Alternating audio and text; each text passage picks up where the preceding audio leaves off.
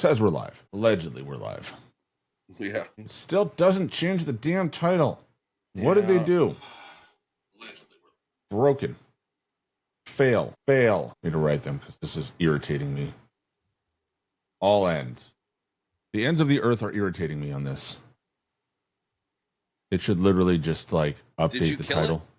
No. Did it fail on Twitch? Offline on Twitch. Why are we? No. Online on Twitch? No, we're online. We're good. I'm trying to get to where I can fucking share this. No, it changed on Twitch. I changed it. Well, yeah, I had to go and change it manually. Because heavens forbid something works the first time. We are a Call of Duty podcast, generally speaking, so stuff not working the first time is kind of par for the course. Maybe not so much after this update. Always undercutting me when I want to gripe about something. See how it is. I mean, I'm just pointing out, like, we're going to get into it, but, I mean, I'm pleased with the update, dude, to be real honest. Let's see. So this is... Host. Morning, Yankee. How are you today? He's in Twitch. Oh, yeah. Yeah, I'm about to...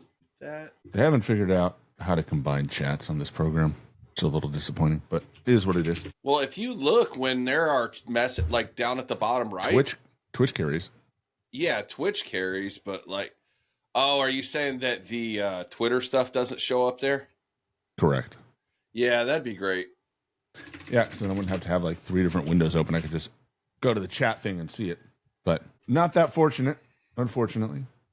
All right. Well, I'm ready to go if you want to hit the jingle, bro. What are we talking about today anyways? I don't remember. I don't know. Anything interesting this week? We'll fucking make it up like we always do. Slightly above average gamers, way above average podcast. Welcome to the Slightly Above Average Gaming Podcast with your hosts, J007tv and Subone KD.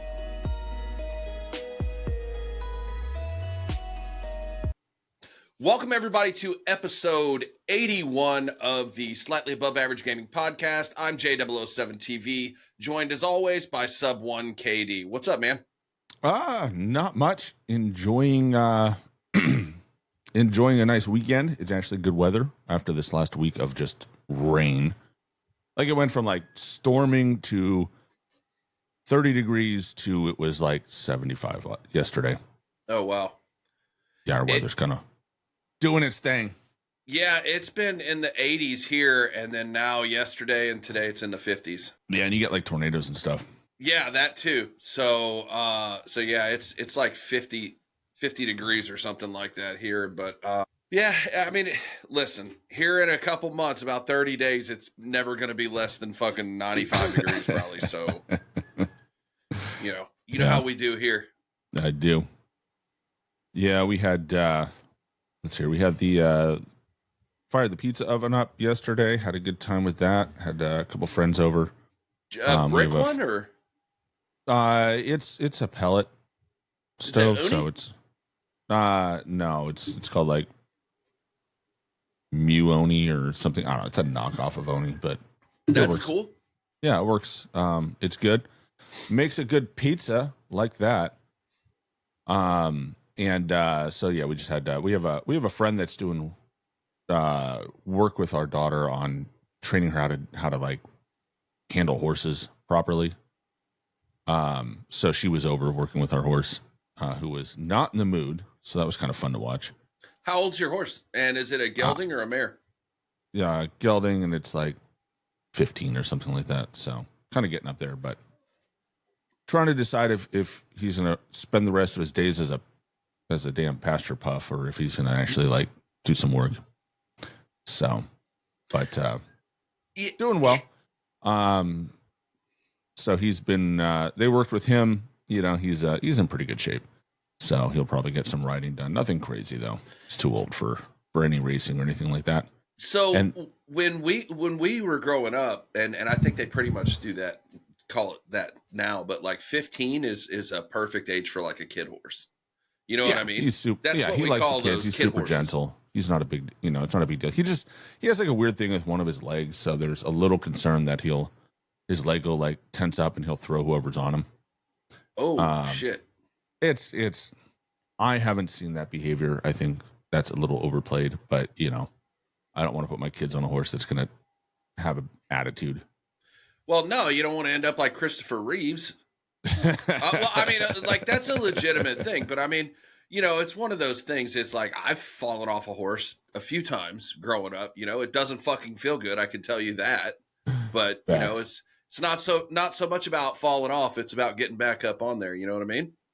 Oh yeah, and you know, my daughter's been thrown a couple times, but it's like, you know, it's just one of those things. I want her working on the horse, like on the side, you know, outside of her normal lessons, because you know, we have this horse.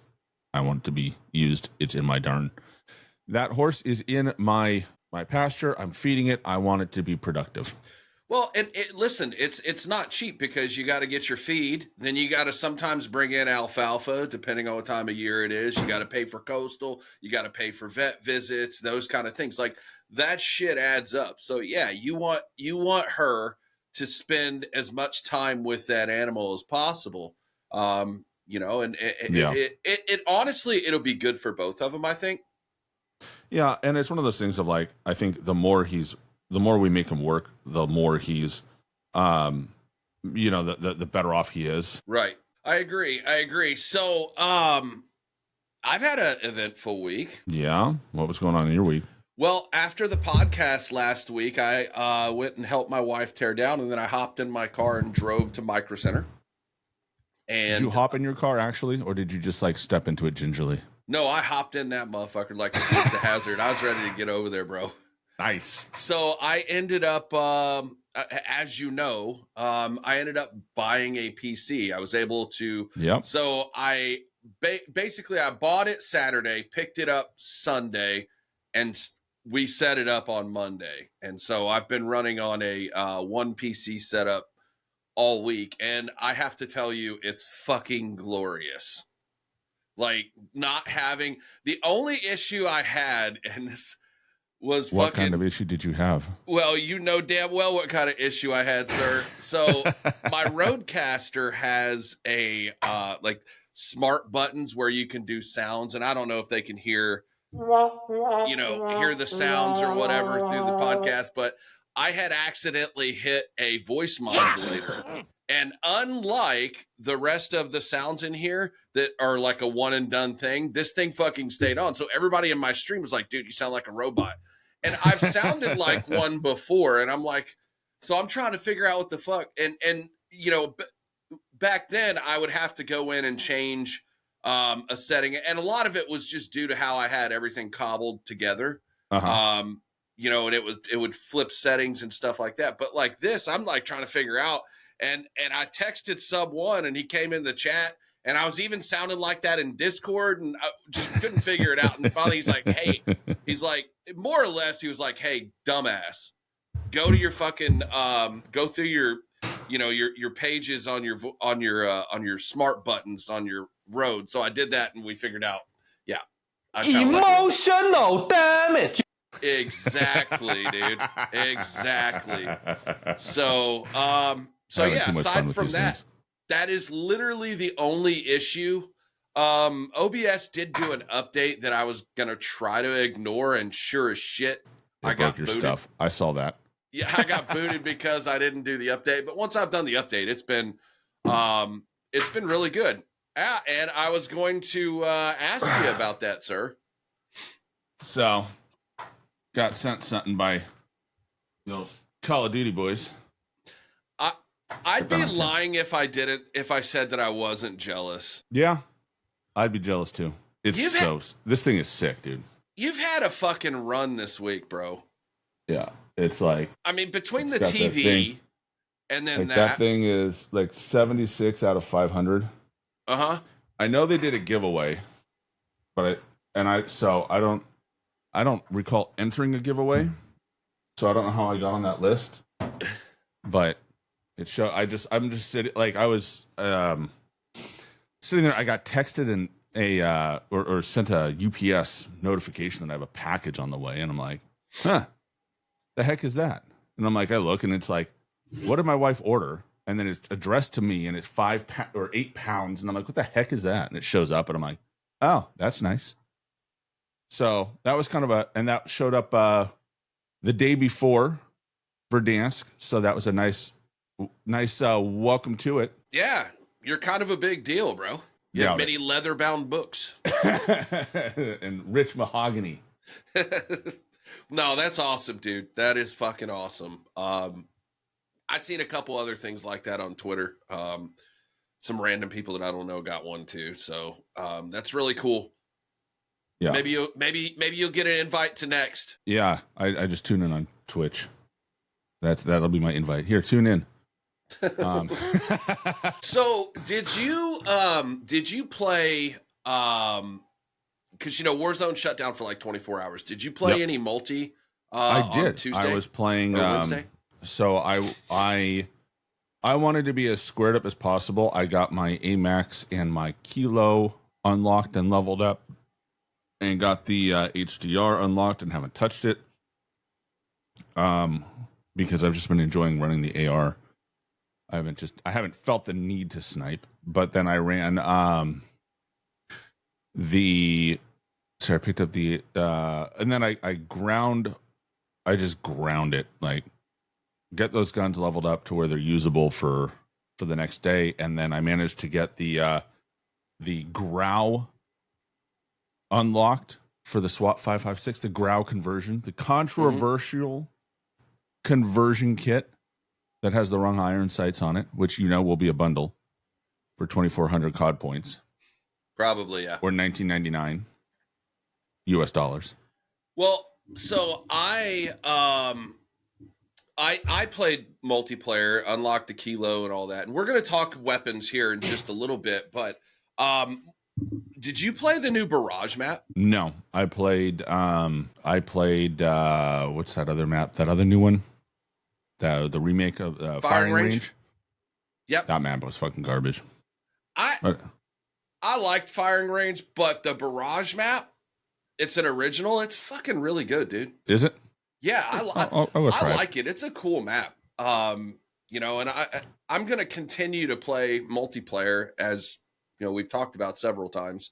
Obviously I've been going straight into Verdansk the last couple days, but I think that map is really good. It's a good original map. And was there going to be another map this season, like in Season 3 Reloaded, or there's like 3 maps coming? 3 or 4 total maps. I think 2 at the start and 2 coming later. Like everyone else, dude, I've been paying more attention to what's happening with Warzone. I hadn't paid attention really what was going to happen with with Black Ops 6, but I think that map is really good. Weapon leveling 2004 or Pretty 2024. Much. Yeah. Pretty much. But so multiplayer good. We'll talk some more about that this next week, but yeah. We had us a run on Verdansk the first day. Well, Verdansk was all right. Verdansk is back. And not only were my expectations sky high, my confidence in their ability to deliver it was fairly low. I'll be honest. They have not delivered what they promise all year. Let's be clear. They haven't done it all year. And they have struggled to keep things operating. And I've done some videos on this. We've talked about this before, and I fully understand that Warzone, the Warzone that we got at the start of this year, was not what I would call a complete product. It was a cobbled together hunk of junk designed to just get people into the Black Ops, situation, right? Get an integration going, because they did not intend it to stick around, obviously, for this long. So I get it. It kind of has sucked to play. And so we booted up. I expected to have, huge problems. I expected things to not work. Probably the first day would be chalked. And eventually, my hope was by the end of the week, by the end of the week, we have a functioning map and generally a complete gameplay loop. But that's not what we're going to get. That's not what we got.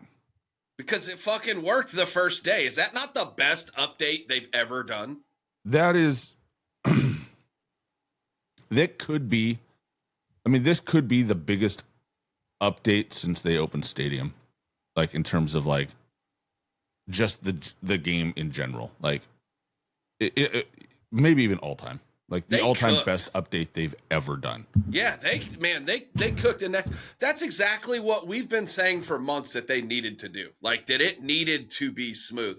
But even that, I still expected, like I said last week, I'm like, even if they just execute 50%, no, dude, they fucking are batting 1,000. Nah, there's a couple things in there that we'll talk about later that need to be fixed. But overall, it is legitimately the best update I've seen. And have you ever seen Twitter or Call of Duty Twitter that fucking positive about anything ever? No. I haven't. No. And it's interesting. And there's a couple of tweets that I'll probably highlight and talk about in a little bit later on. But we definitely had overwhelmingly positive. And a lot of times, you know, so there's two kinds of positive, right, out there. There's the paid positive, right? You know, look, content creators, they get paid, they get bribed, they get encouraged by the company to be positive about a game, about an update. There's no secret to that. I don't have a problem with it because, you know, people got to make money, right? I mean, look, you get stuff in the mail and it generally makes you happy, right?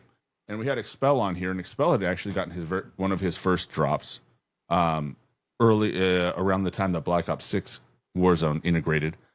And if I recall right, he was like, I'm not even going to advertise it because their drop is, you know, this update is dog shit.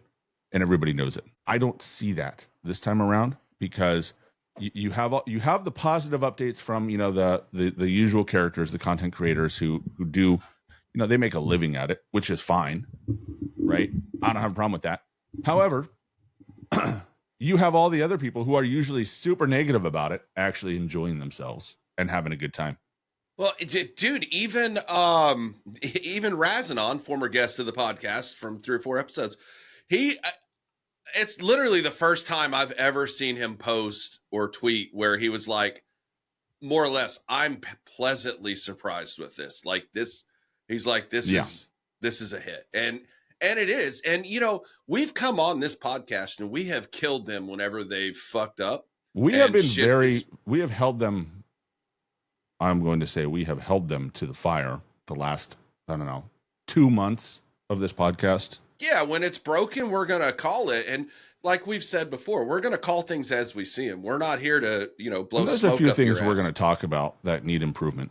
It's going to go under the needs improvement, but generally good. My point is when we criticized, so I think they deserve every bit of praise right now that they're getting. They do. This has been these last 2 days have been just incredible, and I never imagined it would be this good. Yeah, no, I agree. Really having it's going to be a hard time to really find stuff to be unhappy about because everything that they promised more or less was delivered, and stuff that honestly people said that we're going to like that was going to be bad. Specifically, I'm going to look at the Grau because the Grau caught a lot of shit when people got their hands on it. Is my favorite gun. I'm just going to put that out there now. We can come back to that later. But the Grau was, you know, the issues that have cropped up are tuning issues, fine tuning issues. They're not like catastrophic failures. I don't think I've disconnected once. I think I had somebody disconnect. I've had Bronson, I think, DQ'd. We're DC'd out of a match once when we were starting, so there was that. But generally speaking, I think it was great. I didn't have any problems. The game worked. Like aside from okay, I'll take that. Let me walk that back. The April 2nd update. So for anybody who took the week off from the internet, the update was split into two parts. There was the primary update on the 2nd of April, so Wednesday, preload Tuesday night. When that update went live, Urzikstan was taken off the air. That was deleted, hopefully, never to be seen again. That map was bad. And then, you can file it right next to Caldera in the and Ashika in the annals of bad mapping. It was taken off the air. Warzone was closed down for the day.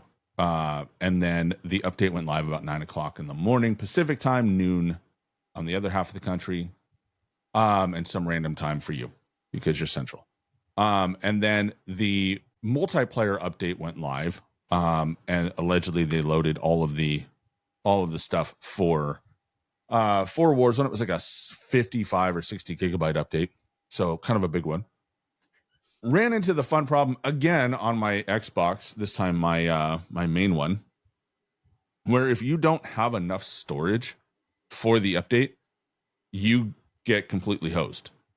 What happens is Xbox, can't deal with the update. It can't do the update for you. So it just sits there in queue, jammed up in queue. And then your update, then anything else you do gets queued behind it. So you literally cannot do anything except delete the entire game. That's the only option you get. Delete Call of Duty and reinstall it, because you can't free up the space to do anything about it when it's stuck in that pending update and there's not enough room for it. So Microsoft, fuck you. That took 12 hours for you to give me that update on my Xbox. Thanks for that. I'm so glad that I have a PC in the other room.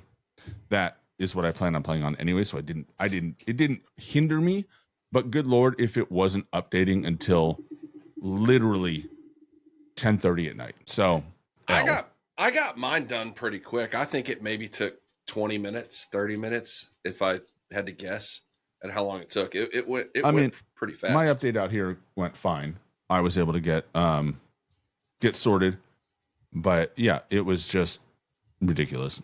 So that was unfun. But so the April 2nd update, the BO6 update, had problems initially. It didn't work for a lot of people for the first hour. Other people had, I think Battle.net was having issues with it. I think who it was, or was it Steam? One of the providers. No, it was Battle.net. Battle.net. Yeah, on the second, Battle.net was having issues, so it took them like an hour to sort that out. Issues getting the kilo reward for logging in, issues for this, issues for that. So, your typical COD update, a lot of stuff didn't work. And didn't set a good, didn't set a good precedent for Wednesday or for Thursday. However, they sorted everything out. So by the time I actually sat down to play, everything was fine. It worked properly. So no complaints. I sat down around noon my time to log some early time in. Mm-hmm. Got some games in, played a bunch. The main maps that they have, they cranked SBMM so hard, it was ridiculous. So I played that 24/7, that new I just said the name of it. What is the name of that map? Firing Range 24/7. Played that, and it was the way as a solo queue they set it up was insane. So I got in first one, everybody on the other team, Master Prestige level 100 minimum, right? I think I saw my first 1,000 in live play. My team, 3 of them under level 55.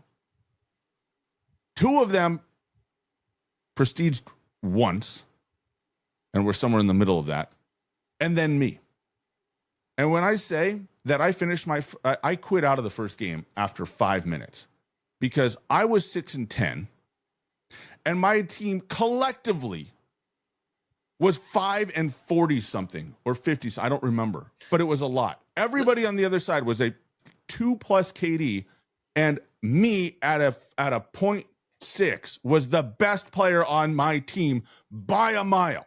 Dude, it was ridiculous. goddamn ridiculous. The solo queuing experience in this game in multiplayer is fucking terrible. I've been telling you that. Like, it's fucking awful.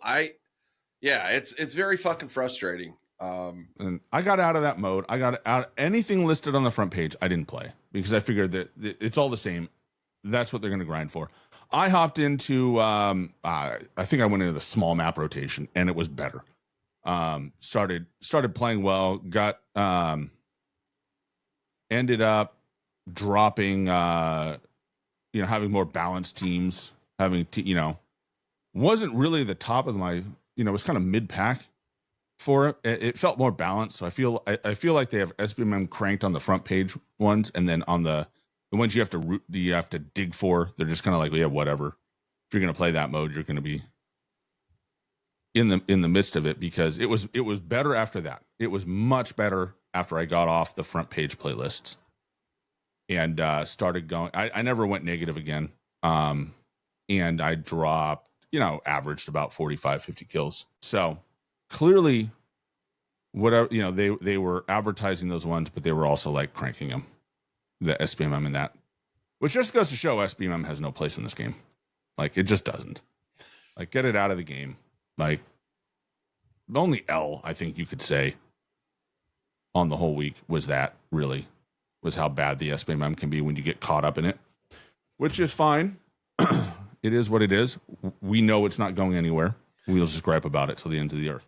So, however, I did continue and played logged, I think, about 5 hours total, 4 or 5 hours total over the night. Got my AMAX halfway done. Got my really enjoyed the AMAX in multiplayer way more than the Kilo. The Kilo was sub-ideal, to be honest. That's not great. And then just put the AMAX out, and I'd run toe-to-toe with kids on the Kilo and just slam them every single time because, their gun sucks in comparison, which was hilarious. Yeah. So, the multiplayer experience, it is what it is. But, for those of you that have listened to this podcast, y'all know that Sub One and I don't really get to play together very much, if at all, mainly because of scheduling. He's 2 hours behind me. I'm able to hop on early. He has younger kids. He has to hop on late, which is typically around the time I'm hopping off. Yep. But we had made a plan to drop into Verdansk on the first day and squad up. So I was able to play with Sub. We played. We had the homie Lizard play with us, and Drade. He hopped in, so we ran quads, and we were able to get a couple dubs first day. Yeah, third game on, we had a W. I had my I got the final kill cam from that W of me missing like 90% of my shots, but hitting just enough to connect that I got credit for it. Dude, that was that match was so weird for me because it was like, first of all, playing with like Lizard and Drade, if you make a call out before you're done calling out, that motherfucker is dead. Like, you know what I mean? Like, there's a guy over there, he's good. dead. You know what I mean? Good. So, not saying I got carried, but it was nice to not having to use my legs the whole time. Oh, I'm gonna admit it. I had I had 0 kills, 0 deaths, and only 435 damage, and I shot at everything that I saw. You know what I mean? And yeah. It's not like I was missing shots, but it was frustrating. But, overall on the day, I got 4 wins. We had, after you hopped off, Drade hopped off, Lizard brought in one of his comp friends, Aiden, and we got back-to-back trio wins. Yeah. It was a good one. Good game all the way around.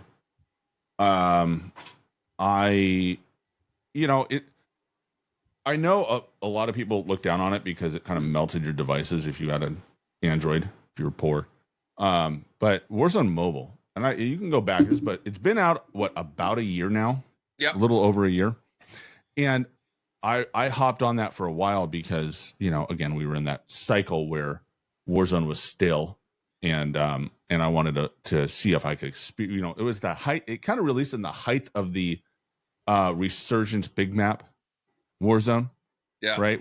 Where you would get like 27 different ways to come back every single match, and death meant nothing.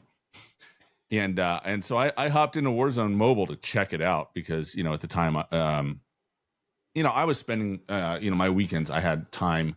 I was working with my wife at her event stuff, so I would, have like 3 hours a night on the weekends to sit in a car and watch a party clean up. And so I'm like, oh, this will be fun. I'll get to play Warzone, have my stuff going. So I downloaded it and played it, and you know what? It was fun. Because it was literally OG Verdansk. They just brought OG Verdansk back. They just ported 2019 over. And it played terribly for most people. For me, it fortunately played really well as you could. Get it to play. And I had a good time and really enjoyed it. And if you go back on the podcast, I will tell you, old me will tell you, the gameplay loop was what made Warzone fun. The gameplay loop and the map were both good. So fast forward to Thursday. What did we discover? The gameplay loop is good. It is fun when we go back to the basics of it. So when it's a BR with COD flair to it instead of resurgence. This is what I've come to this conclusion, and I've just accepted this. The conclusion is this: is when I play with normal people, that gameplay loop is going to be more of a BR, right? But when I play with Blizzard, Drade, his buddy Aiden, it's still going to feel like fucking Resurgence sometimes. And because they don't die. We always have a lot of cash. We're doing contracts. So the buybacks are there. And I accept that because you want to know what the fucking trade-off of that is? You get wins. Yeah.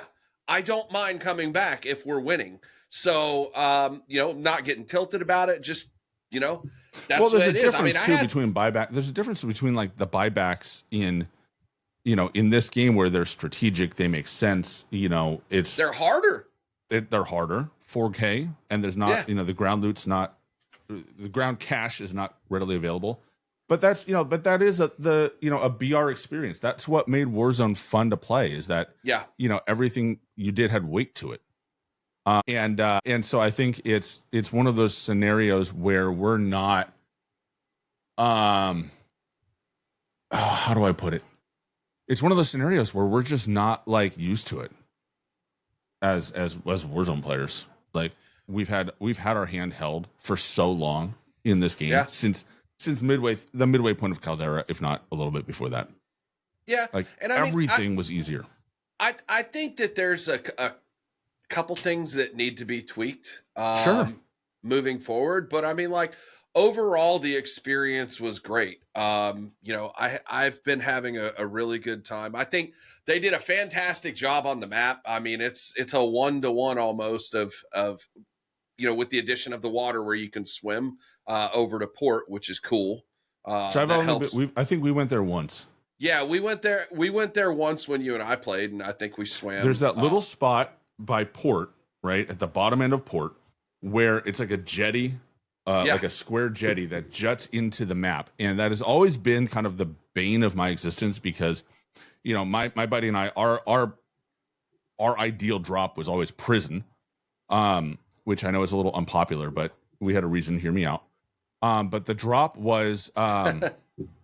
It was that little jetty, depending on the flight path, would be in the way because it's not quite long enough where you could get through it safely. Like you were always kind of hit and miss on whether you could cut through it before the timer ran out. And I think that at one point they lengthened the timer because it was pretty short at the beginning. So you would die in that jetty sometimes. It was an instant death.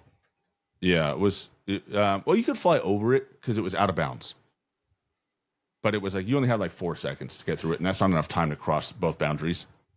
So you would cut corners on it sometimes, but like, yeah, it was kind of just, it was one of the few annoying, like really annoying things in the map that wasn't a big deal, but it just irritated the hell out of me whenever I ran into it.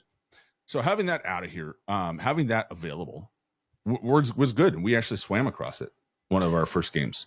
One of the other things that I was concerned about that hasn't happened to me one time. I haven't had a single fucking round fired at me while dropping from somebody else.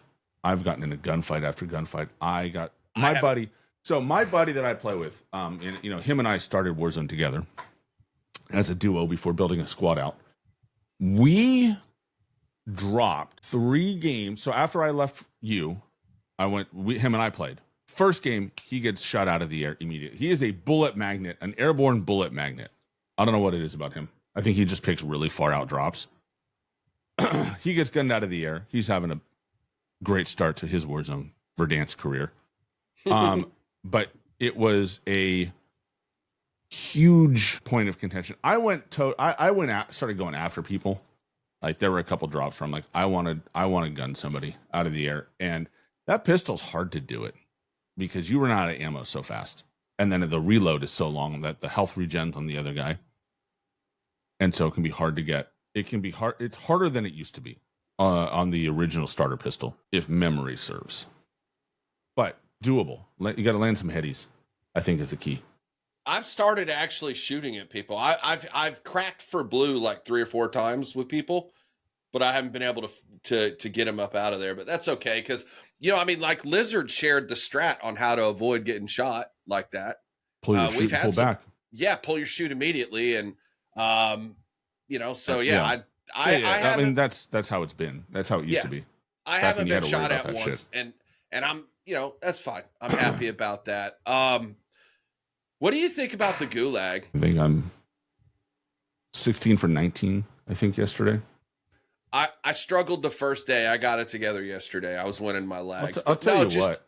In general, it's bright. I can see it. So I've had one time where I had trouble finding an operator or the enemy in the Gulag. One time I posted that up on that. Of course, he sucked and was posted up in tucked into a little tiny corner, hiding, camping the flag like a bitch. And I looped the whole Gulag, couldn't find him, almost walked over him because I didn't see him until the last second, and then 2-tap to the head. And that was the end of that. I don't think he ever saw me. I think with it being only base health of 150, you have to play this Gulag a little different. And it took me all day to fucking realize that, like a moron, because it's like one of those things. It's like you don't have the plates like we had. We didn't start off with plates anymore like we did last year. Mm-hmm. And so if you land first shot in the Gulag, your odds of winning are exponentially better than if you don't. Depends on the gun you have.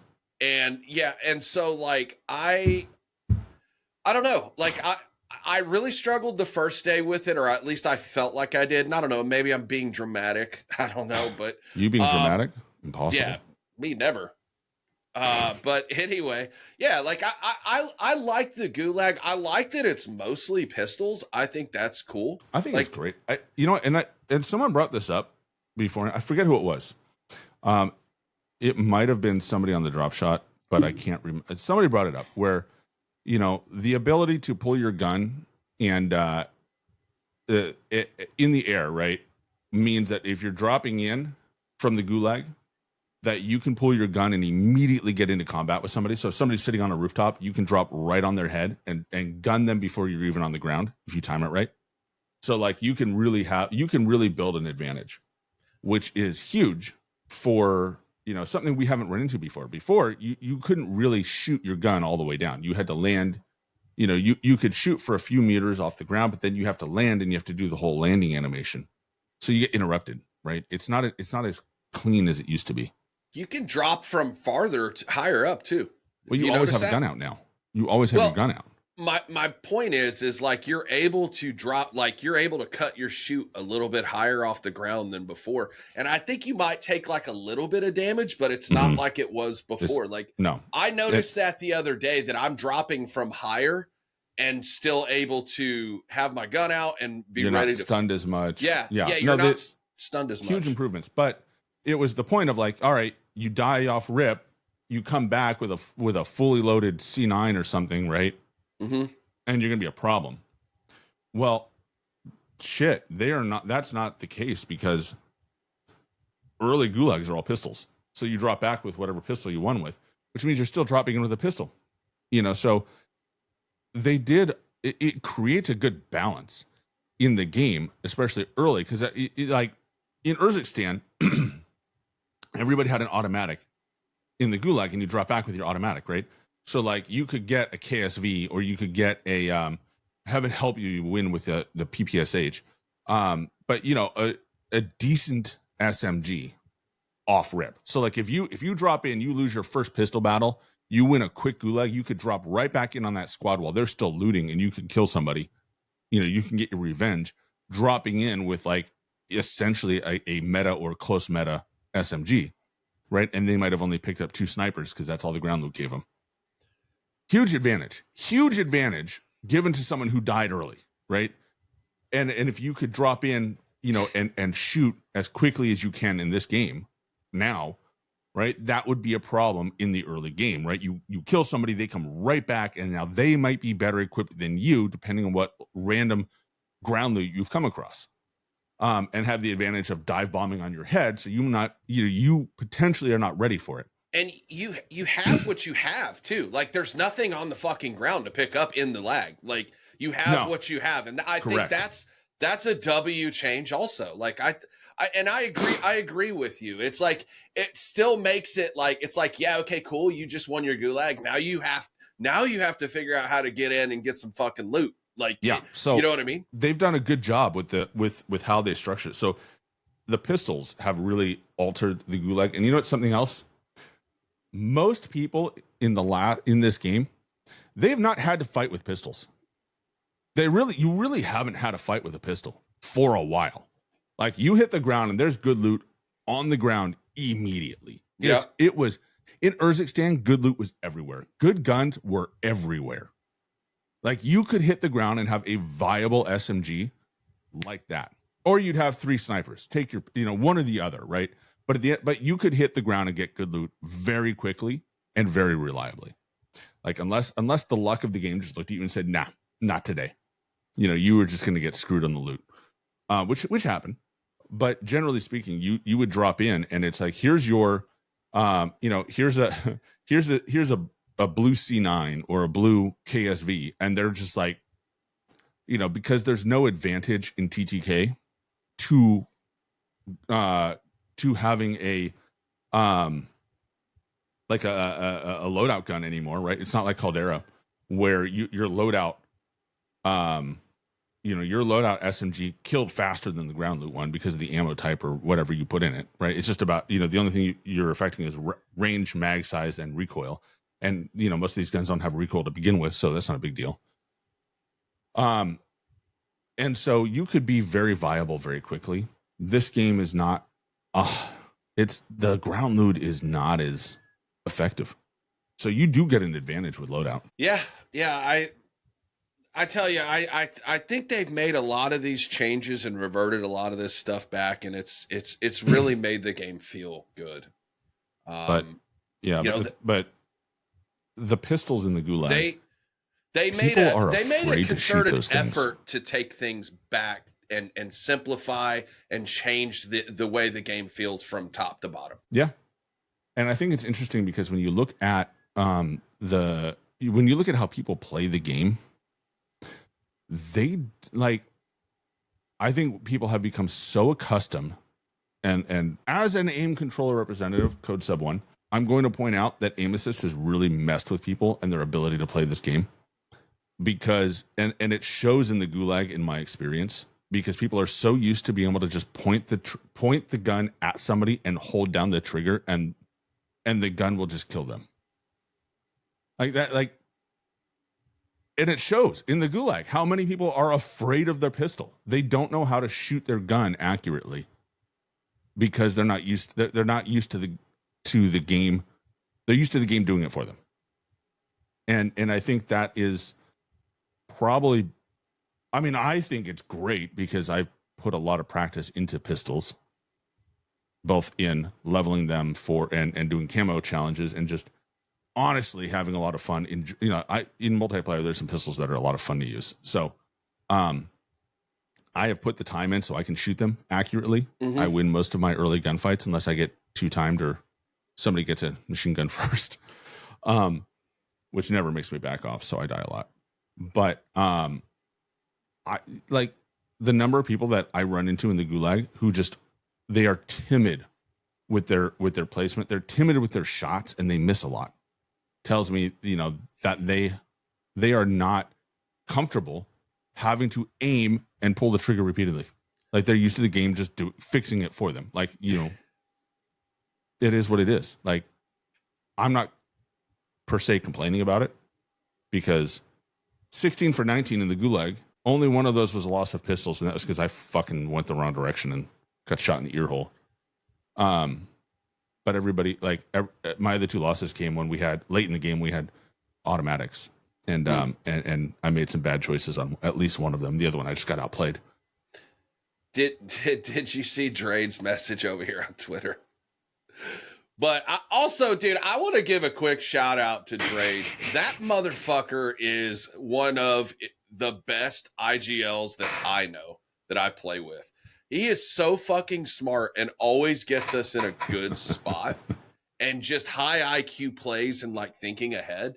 Like we played again last night. We actually got my son his first Verdansk win ever last night. And I mean, obviously Drade and Lizard had double-digit kills, and my kid and I both had like 5 or 6 kills or whatever, but none of us really died a lot or whatever. So, but yeah, Drade is he's a really, really good player, man. Cool. And I enjoy playing with him. For everybody listening, next week it'll say Drade said nice man. Glad you guys are getting good at the game. W. Thanks. Appreciate that. But yeah, but like back to the Gulag. I think the Gulag, and you know what is also awesome in the Gulag is it's freaking bright in there. Yeah, I don't have a problem seeing operators. I had one. I put it on my Twitter.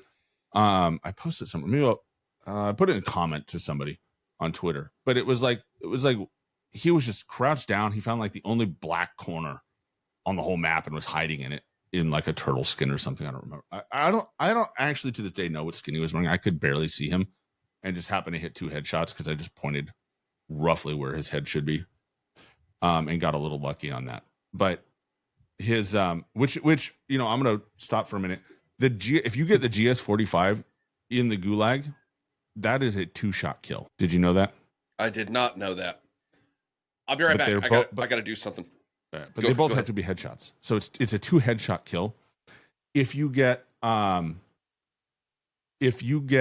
any other combination, headshot and anything else, it's 3-shot no matter what. All right, but if you get 2 headshots, it's a 2-shot kill. That is ridiculously fast TTK. But also, if you can land 2 headshots, you kind of earn it, I guess. Rewards accuracy, skill gap.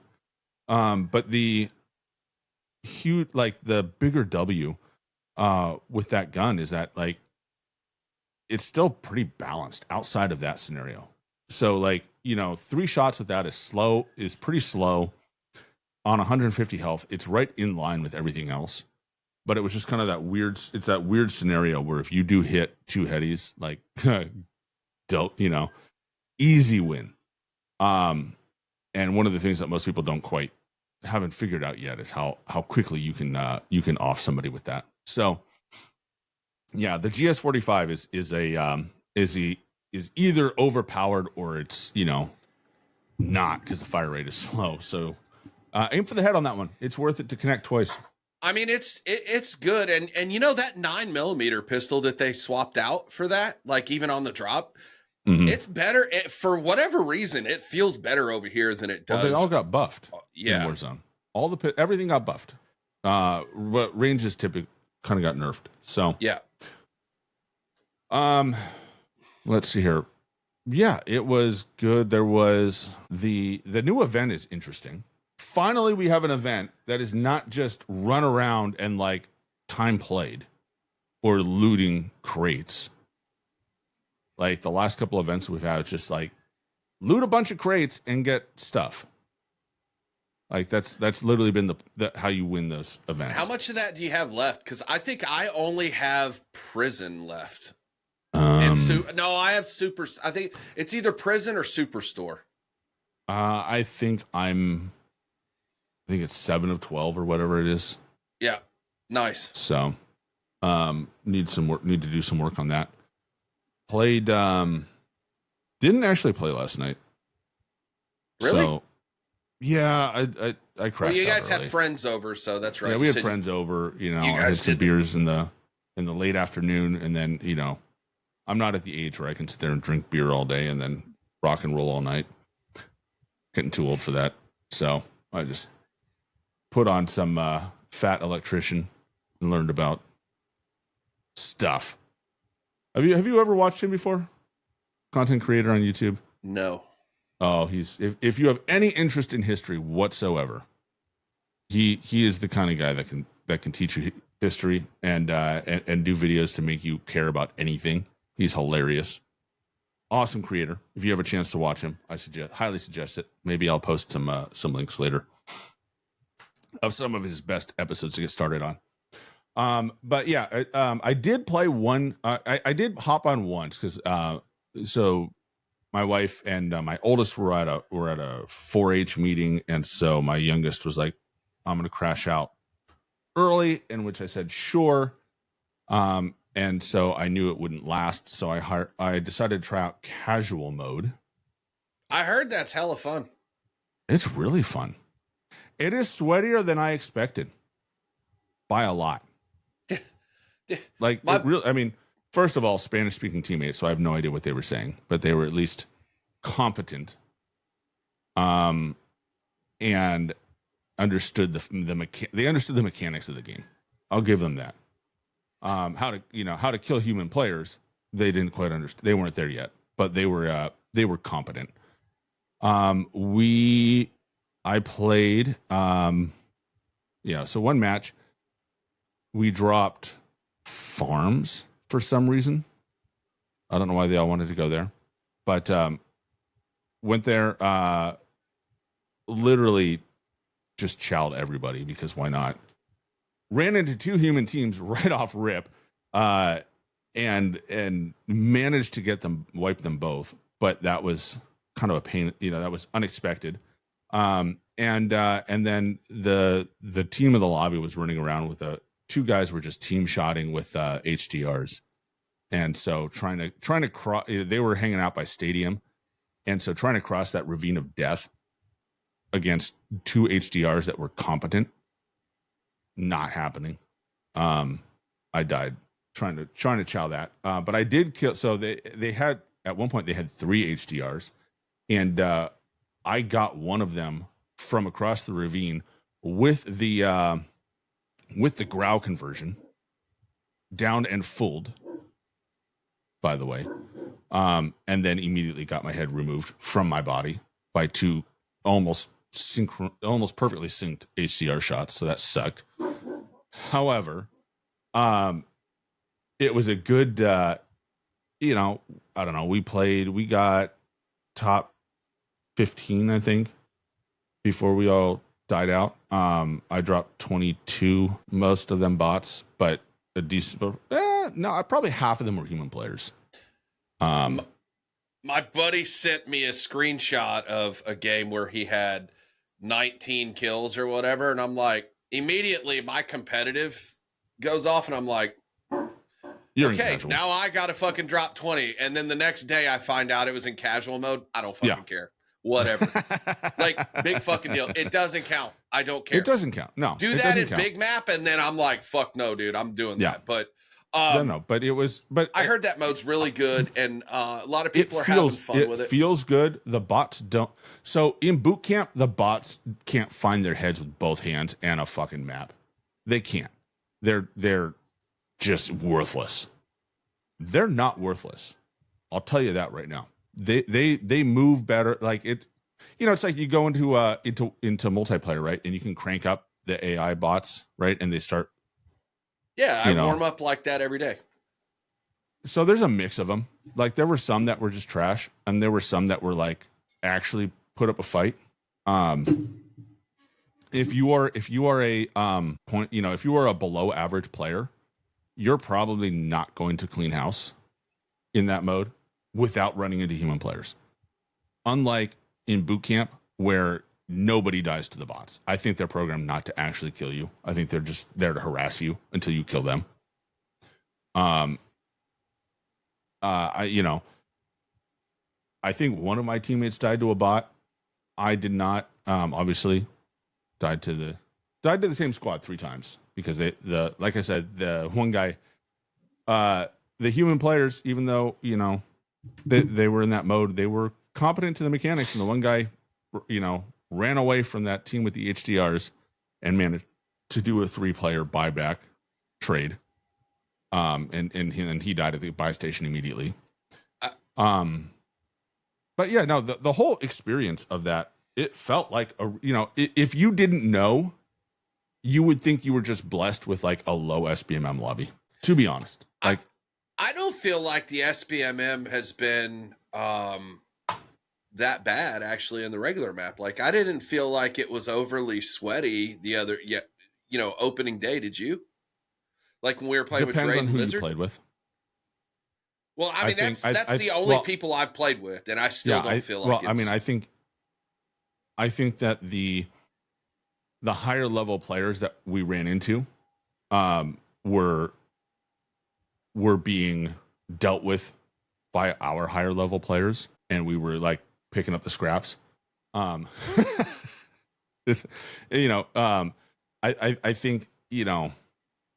think there were enough Drades and Lizards just in most games that it was harder to play for most people. But I think the player pool was significantly bigger, so it didn't feel as congested, right? I think Urzikstan, there were just so few people playing that, most people who were sticking it out were sweats. So you just had to fight sweats all the time anyways, and it didn't matter. I don't know if that makes sense. No, Drade basically said the same thing on opening day too. Like there's more players right now playing, so the matchmaking's not going to feel as strict because everything's, and I may be paraphrasing here, but like everything's more spread out and distributed properly. So no, I think that's awesome. And I hope it stays that way, moving forward, because it's fun. I'm looking forward to playing with my normal people. See how that is. Because I played, so I played after in the evening on Thursday. I hopped in with my IRL and one of his buddies and Bronson, and I played with Lipe and I played with Lipe last night too. Yeah, and it was sweaty. It was tough. The lobbies weren't cakewalks in any way, shape, or form. But it was also like, there was a mix of players. So, I think I think SBMM is working the way it's supposed to for once because there's enough players, right? Where like the really, really bad players don't have to play Drade. And let's be honest, they're probably in casual mode anyways.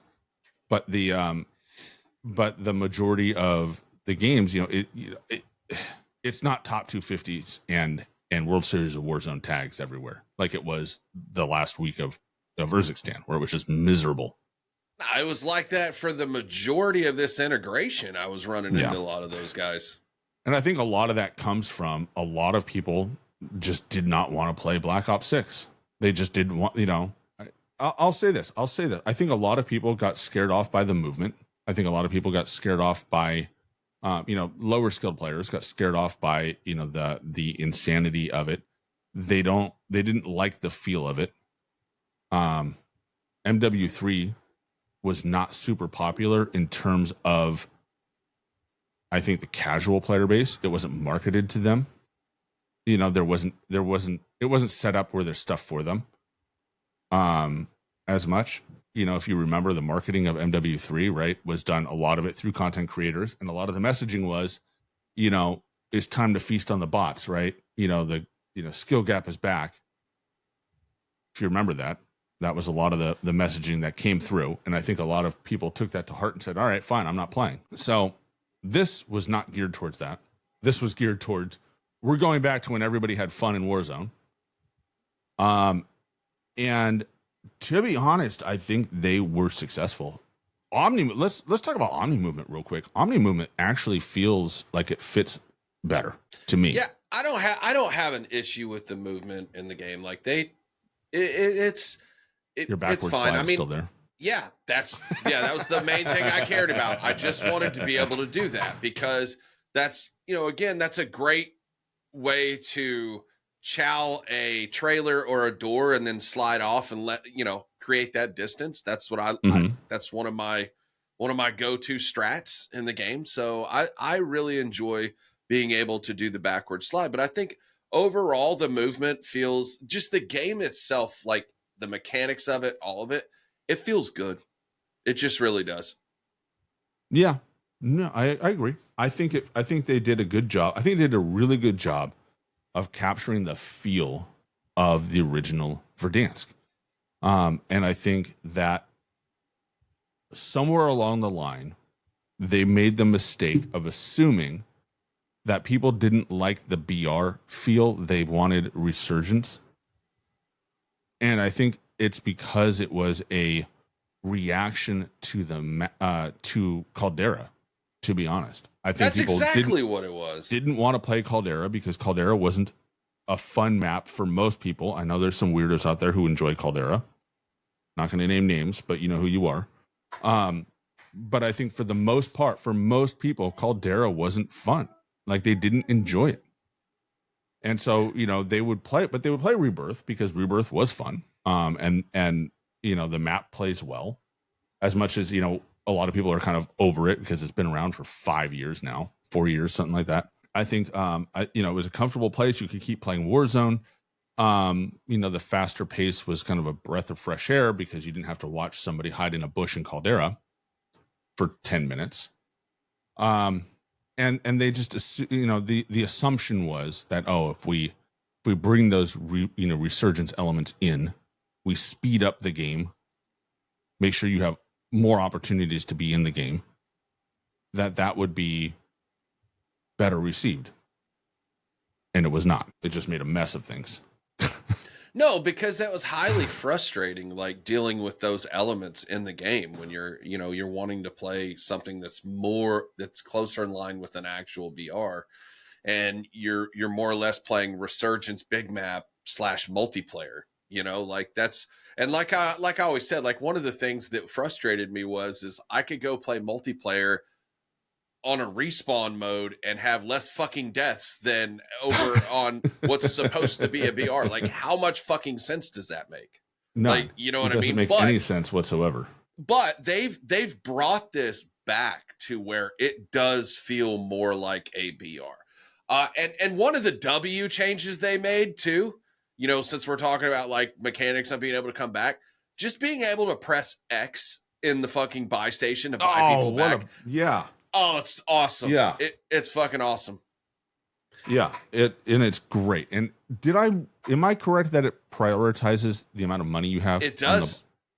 Yeah. So if you don't have enough, so if you don't have enough to buy all of your teammates back, it will prioritize who has the most cash when you hit X. So you don't have to, like, before it was like, I have to sit there and think about it and like look at the menu and then click all the clicks and make the decision, which, as we know, buy stations can be camped to hell. And they are buy stations and loadouts. Getting in and getting out as fast as possible is king. It's key, right? Oh man, it is so nice to just hop in, hit X, and dip. I got one off the yesterday. Drade was like, "You're fucking crazy," because I saw the guys. It's like the little buy station over towards Mill Base, but it's like down in the ravine where like there's the road, and then there's just like that one house, and then there's a group of houses up top. So as I'm dropping in, I see another team dropping in from my right, and I'm able to hit the buy station and hit X quickly. I died.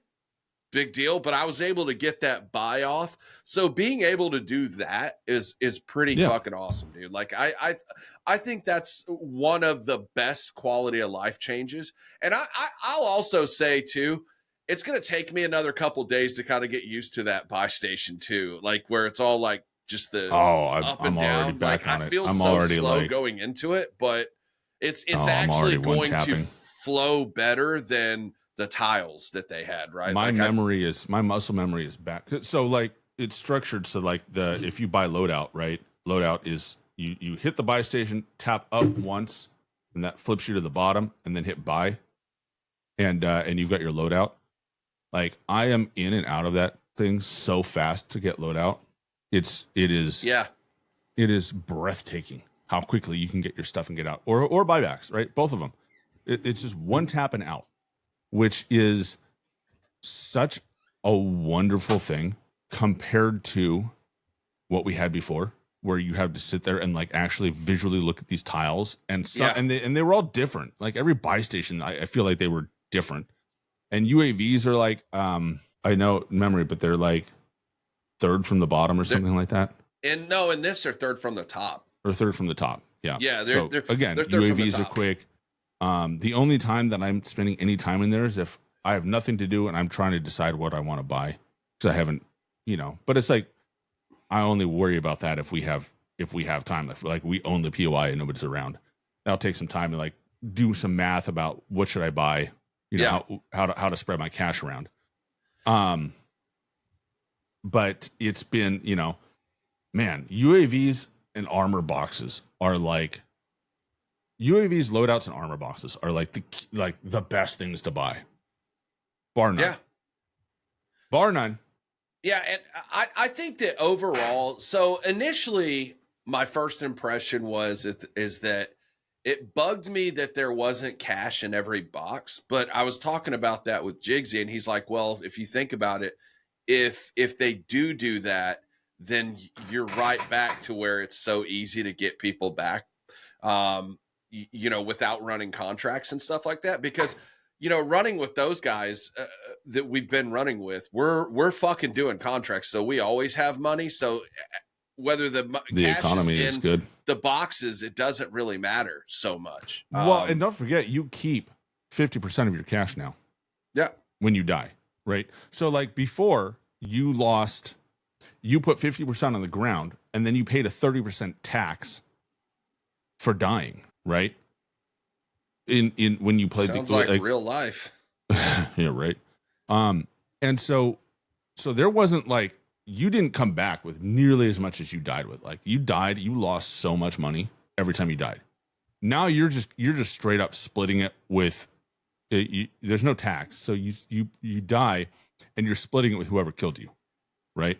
And if you're fortunate where you died and your team held the zone, your team picks that cash back up, right? So you get that, you can get your money back, depending on the situation, like versus before where it was just a constant attrition thing, right? Like so like the worst case was,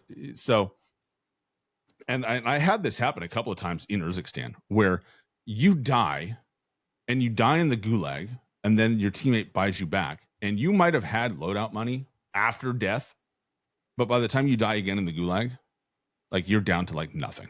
You're down to barely being able to do anything. Well, how about dying off the rip in Urzikstan, going into the Gulag, and there's fucking 18 fucking piles of cash. You end up going to the Gulag, winning your Gulag, and you have loadout money right off the rip. Like, yeah, the game does not anymore reward dying early. Nope. And Urzikstan did that. They really did reward you for dying, because you die in that pistol fight. You're coming back with a good SMG, potentially a ton of cash, and plates. Thank you. You've got 2 plates. So like if you die off rip, it's not a big deal. You're coming back ready to rock and roll. And in this game, that's not true. You die in the Gulag, or you die off rip, like you're coming back about the same as you started, but now everybody else has had time to pick something up off the ground. So overall, like the experience of it is significantly improved. Now look, do I hate it when I'm on the wrong end of that? Of course. Shit happens, dude. When it happens to me, it's a bad thing. However, overall, it is so much better for the game. It is. It just is. It is. Yeah, I think this is, again, I said the other day before I played the second day that it was an 8 out of 10 for me. I have to move it up, dude. I think it's a 9.5 out of 10 overall after getting another day to play it. Cause I played fucking, I think 12 hours the first day. I had 12 hours in the map the first day. I know it was more than 10. I don't know if it was exactly 12, but like I had a shitload of time on it the first day, and then put in another decent amount of time yesterday. I think another probably 8 hours yesterday. Yeah, overall I think it's a 9.5 at least. 9.5 for me. I think that we now play what feels more like a BR, as close to a BR that Warzone has ever been. In my opinion, and I am fucking here for it. Like I enjoy it. Have you the other thing that's different? So, we talked about how it's going to be different for people, but what's different for me personally is like, so we always like to have like set drops depending on like how the zone is, and which, by the way, the circles though, those need to fucking change. Dude, we're back to having initial zones where half the circle is out of bounds. Like that shit, I don't like that. I'm not cool with that. Like they got to fix that. Like you should never have an initial circle that half of it's out of bounds. But my point that I was going to make that's is where men like, become boys. Like we don't have set drops like that. Like we haven't been having set drops. We've been dropping where the most contracts are that are close together that we can hit. So we're dropping literally all over the fucking map, which is contracts great. So look, it's a contract economy, right? Like it is. You want to be successful in the game, drop on a contract. Recons are fire. That should be priority one contract. Yeah, get a recon contract because you get some circle intel, which is fine, but everybody gets cash, and especially in quads, you get cash off rip. It's what, 2K to start per person off the first one, something like that. Well, loadouts being only $10,000, so if you are almost there off the first contract. You get 2 contracts early, and you're set for loadout and a UAV. Like you do 2 contracts early, you get a loadout and you get a UAV, and then you can start getting to work, right? Keep doing you keep doing contracts. So before in Urzikstan, right, you just like contracts meant nothing. They were useless for the most part, unless you really, really wanted to go camp the final circle. Then you could do the intel contract and figure out the circle, which the circles in Urzikstan were pretty like good at telling. Like you kind of knew where you were going off rip. You kind of knew where it was going to end. And then you do like you could do a mid game recon just to figure it out, but it wasn't like a huge deal. Like you could, I had so many games where it was like we didn't pull a single contract, not one, and it didn't make a difference. It didn't make a difference at all. If anything, I would pull a bounty that was nearby, which I did with us by mistake because I reverted to old habits. See bounty, pull bounty, know where somebody is. At the very least, it's intel, right? In this one, that's not as helpful, right? Because you don't know if that guy's gonna, if he gets poached early, great, free cash. Otherwise, you have to chase him down, but you can't do a contract for 3 minutes, right? So you can't get cash for 3 minutes because you can't loot it as reliably. And so it's really become a contract economy, which is the way it used to be, right? Like it used to be, you would grab a chopper, you would hop recon, or scav, right? The other one is you could do this. So the other strat that we had for a while was somebody drops hot on a scav, and then the other in quads specifically, and then everybody else just floats until, and you could pull all the scavs off rip. If you were in an uncontested area or lightly contested area, you could get all 3 scavs off rip. Early loadout. Collapse on everybody collapses to a buy station, early loadout. And then, move from there. But, the recons are also solid because it's a little bit less exposed sometimes. They moved a lot of those inside again, which is nice. Oh yeah. Well, yeah. And you're not having to do like the upload where you're putting in the drive into the, that was so dumb. Yeah. Like I'm glad they went back to that, but you know what? So that's what's different for me too. Like we never really did contracts. I mean, we won a lot, in the original Verdansk and 84, but we weren't really doing like a lot of contracts or whatever, like, so this is one of the things that's different for me personally. The FOV is different for me as well. We do need to talk about one thing that is a fucking fail, I think, and you and I both got hit with it. They've got to fix the notifications on the airstrikes. Do you remember we were over there? Yeah, I do remember. I do remember, and that's that's fucking terrible. No, that's how they did. That's how they worked. That's how they were designed. That's why they were effective back in the day. Dude, no, I don't like. I want to at least, if you're not going to give me the direction, you get a notice. You get if you're in the flight path, you get the noti. We got dropped quick as shit. We didn't get a notice when we got dropped. Because it was already in the air when we moved into the flight path. We were standing still. We weren't moving. No, I'm almost certain we were standing still. No, we weren't. We were running across the across something, and we walked right into it. Are you sure? We walked right into it, and we didn't. And it is what it is. Like, so the way that they work is when you call them out, everybody within the flight path gets within a certain radius of the flight path, they get a notification that it's coming, right? They get told it's coming, and then you can see the planes coming, and you can kind of see where it's going to come from that if you look on the mini map, or is it the mini map, or at least you can visually see them. They do a good job of making sure you can see those planes.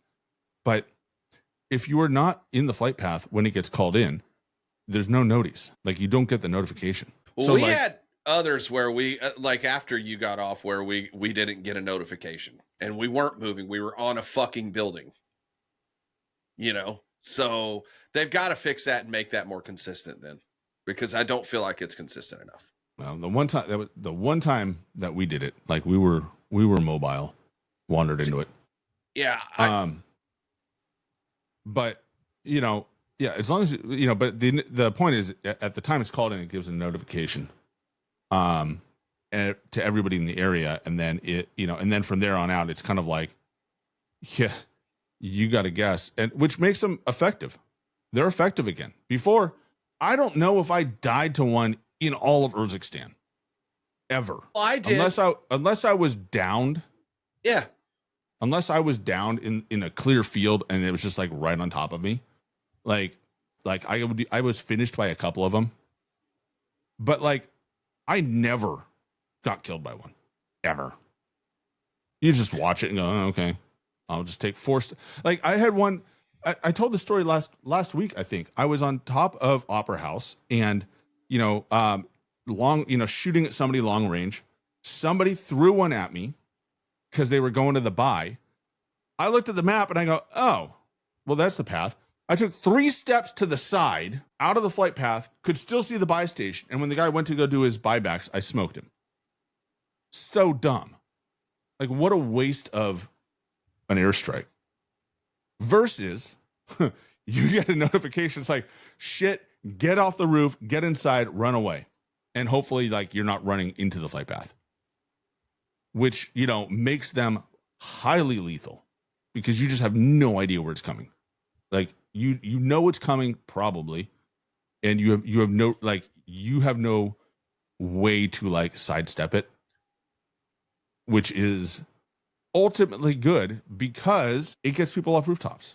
It gets people out of the area, right? Like if you want to area denial somebody, like I had one where I was under the parking garage or under the that tunnel by airport.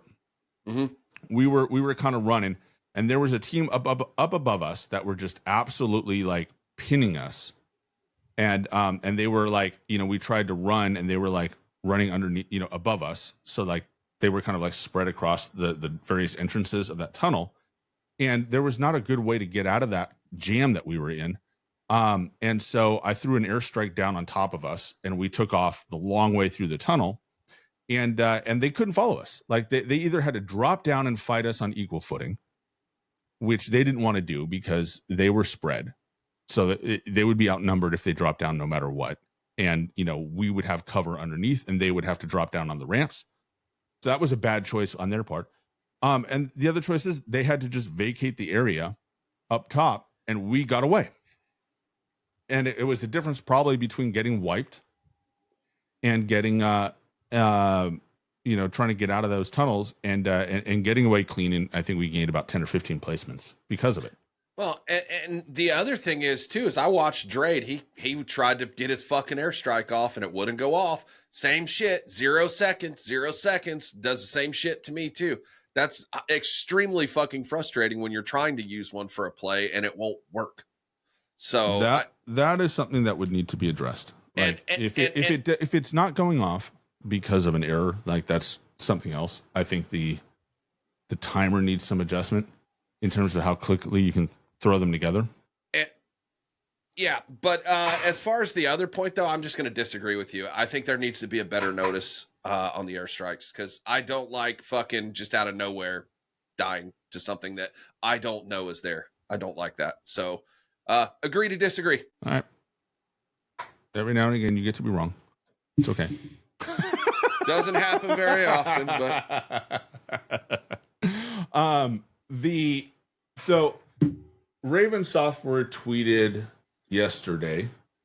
Thanks for dropping in. We collected feedback. We're feedback? On it. What's that? You mean bitching and complaining or feedback? What is it? I can't ever fucking tell. They are both in the same. However, yeah, I will say this: the feedback has been significantly less bitchy and more,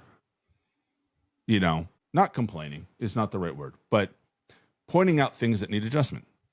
That's been the majority of the negative feedback. And one of the most biggest things that it circles around is plates, the plate economy. So they've already tweeted that they're going to make adjustments to the plate availability on the ground. So that's what they said that yesterday. Iceman Isaac replied, seriously amazing launch from y'all. Here's my suggestion for armor plates. 6 plates without an armor satchel, 9 plates with one, 2 plates minimum off dead bodies, 1 plate, and 250 guaranteed in crates.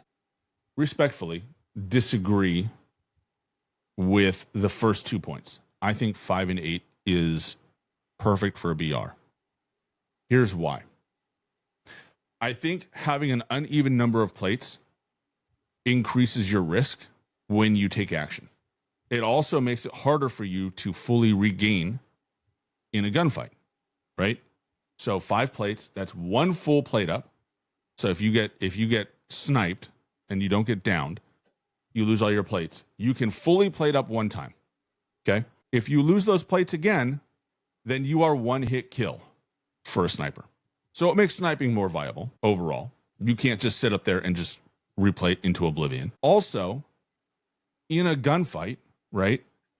When you start losing plates, the attrition of plates in that gunfight provides an advantage to a more aggressive player in most cases, right? We've all had that experience. We get pushed, we get cracked, we dip out, we throw some plates in, we turn around, and we're back in the fight, right? And you go back, and you can, a good gunfight, we'll see that go back and forth, right? You take some plates off, they take some plates off.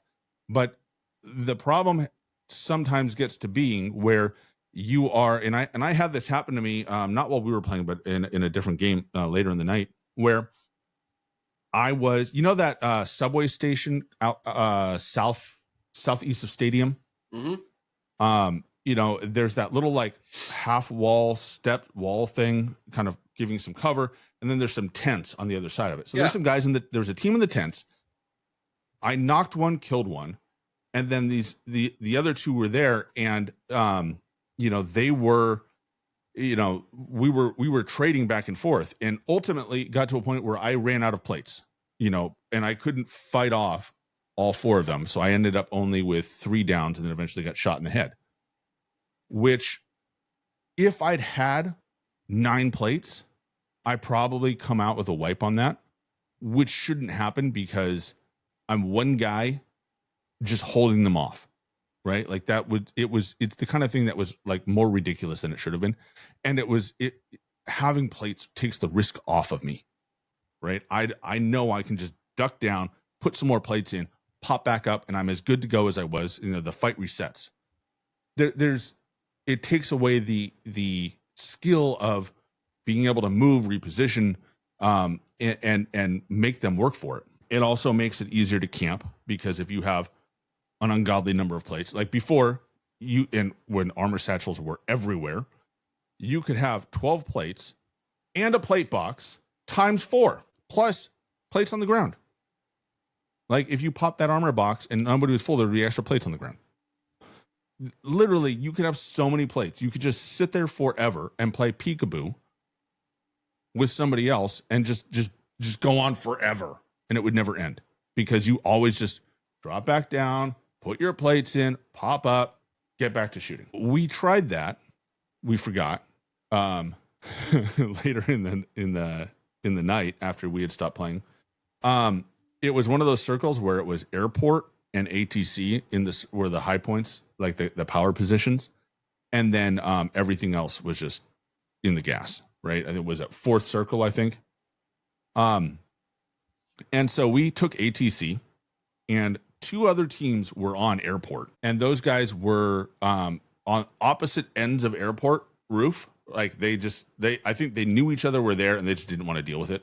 So all of them were shooting at us for the most part, taking pot shots at us. And there was one HDR in the tower that was just laying there, ground loot HDR. So we were all taking turns picking that up and taking pot shots.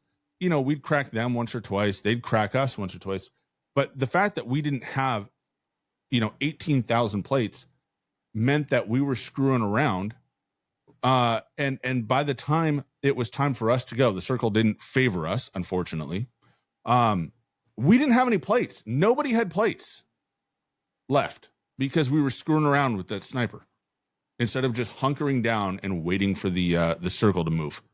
Like if we had done that, we'd have had all full plates with tons of extras, and we burned them all just screwing around taking pot shots. As a result, when we got into a gunfight, we all got obliterated because we didn't have any plates.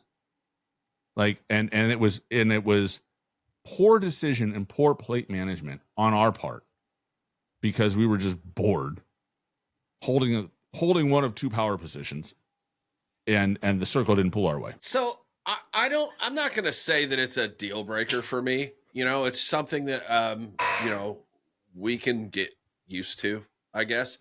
I wanted to see at least 6 plates that you could carry instead of 5, because you're talking 1 more plate. And I think if they made that adjustment with a little bit more plates on the ground, then I don't know that I agree with bumping up satchels and shit like that. Leave those the way they are. I mean, they're rare anyway, so it's not like everybody's going to have them. Just leave those the way they are. But I'd like to see 1 more plate, like be able to fully plate up at least twice if you have the plates. But it is, it's a personal preference thing. And part of that is the next topic is just how fast I feel like I'm getting deleted by some of these guns. Yeah. Well, I want to stay on plates for a second, because the second half, 2 plates off dead bodies, I think 1 minimum plus whatever they have left over, like whatever they have in pocket, I think is enough to keep it balanced. But I do think that a plate in every box is a change that we should see. I think every box should give you a plate. And I'm actually kind of okay with like 250 out of a box, but like, only red boxes give you, or orange boxes give you more. Yeah. Like I think if you put 250 in every box, 1 plate and 250 in every box, then the 5 plates doesn't screw you overall as much, because you can at least replenish on the fly reliably. Yeah, that could I think work. that's a balance. And then it gives value to tempered as a perk. If you're not running tempered, you are putting yourself at an intentional disadvantage, stupidly. Yeah, but you can't run ghost if you run tempered, so you got to choose. Ghost, I believe, check me if I'm wrong, somebody who has run ghost, it only works if you're standing still, right? Or if you're moving. If you're standing still, it doesn't work. So for the times that you are on UAV, which, let's be honest, ground loot doesn't have suppressors, so you're going to be on the UAV anyway. You're going to be on the minimap anyways for a lot of that. But ground loot or the ghost, for the primary usage of it, which is hiding from UAVs, which are not nearly as prevalent as they used to be because they cost a lot more. $6,000 now, right? Haven't they always been $6,000? Well, versus, we've had a deflationary cash thing, so it's not like they're everywhere, and they're not popping out of every other box either. They're a little hard to find. So before, like, I would just see UAVs everywhere in Urzikstan. Like, they were just everywhere. Now it's kind of like, yeah, you got to work for them a little bit. So I don't see them as much. You notice there's no cash registers yet? There are. They're just all empty. Yeah, that's what I'm talking Medicine about. boxes too. Yeah. And the bags and the suitcases are gone. I wonder that was by design, by the way. I wonder if they'll ever put money in the cash registers. They might do that in like high value loot zones where it's like, because they talked about that coming back. I think later in the season they said, where like there'll be a point where you get like, a small circle's drawn and there's like a bunch of shit there. Make it a hot drop. Yeah. But I think going back to like, that second part, like I think if you only put 250 in a box, because right now, if you get a box, you can get between 250 and 1,000 or nothing, right? Like that's possible out of a box. And then orange boxes have more. Orange boxes thing can drop like 2K out of one. I think if you change it, so like every box gives you 250 no matter what. However, you never get more. It doesn't overload the cache, but it makes it a more reliable, like it does increase the reliability of looting. Because sometimes late in game, like you just don't have contracts available, and maybe you're solo trying to get your guys back, and you don't want to pull that crown, or one's not available to you. That happened to me yesterday with Drade. We were running a duos while Lizard was getting his PC optimized. Mm-hmm. I fucking dropped in. I grabbed loadout. I ran all the way to the airport, and I had to like crouch walk through that bitch just to get enough money. And it took me a while. I had to hit both floors of that thing, and I was able to get him back or whatever. And he was able to, I believe he was able to get his loadout and everything. And that was the same match that I watched him trying to put his fucking airstrike out, and it wouldn't go out. But yeah, we, it actually took some effort for me to get enough cash and to get him back. Yeah. And so I think it's like, it's one of those things where, we don't have credit cards, as Yankee put in the chat. We don't have, Verdansk is going to a cashless society. We have to, so we have to manage that a little bit. But I think having more reliable access to cash without overloading the amount that you get. I don't want to see them like make it where you walk out of a building with fucking $30,000. Like, that was Urzikstan's problem. You just had so much money everywhere. Like I would routinely get to like the end of the second circle or the start of the second circle with like 20 grand. And it's like, what am I don't have, I mean, there were no buy stations half the time. So it wasn't a big deal. The most cash that I spent in a game was like $68,000. Like that's ridiculous. Yeah, that's fucking if you're not crazy. playing Plunder, that's ridiculous. And the other thing too, did you notice that the buy stations rotate? They do, but they're always fixed. They're always in the same spots, so it's not like they just random. rotate from match to match, though. Whether they're there or not, it doesn't matter. Because remember, we bought that over there at the quarry, where at the end of the train tracks they have that one buy. That one match we were able to buy it, and then the next match or two, like we were over there, we're like, "Where's the fucking buy station?" Like that was when I realized that they were rotating, which is cool. And again, it doesn't really matter as much because we're dropping contracts anyway.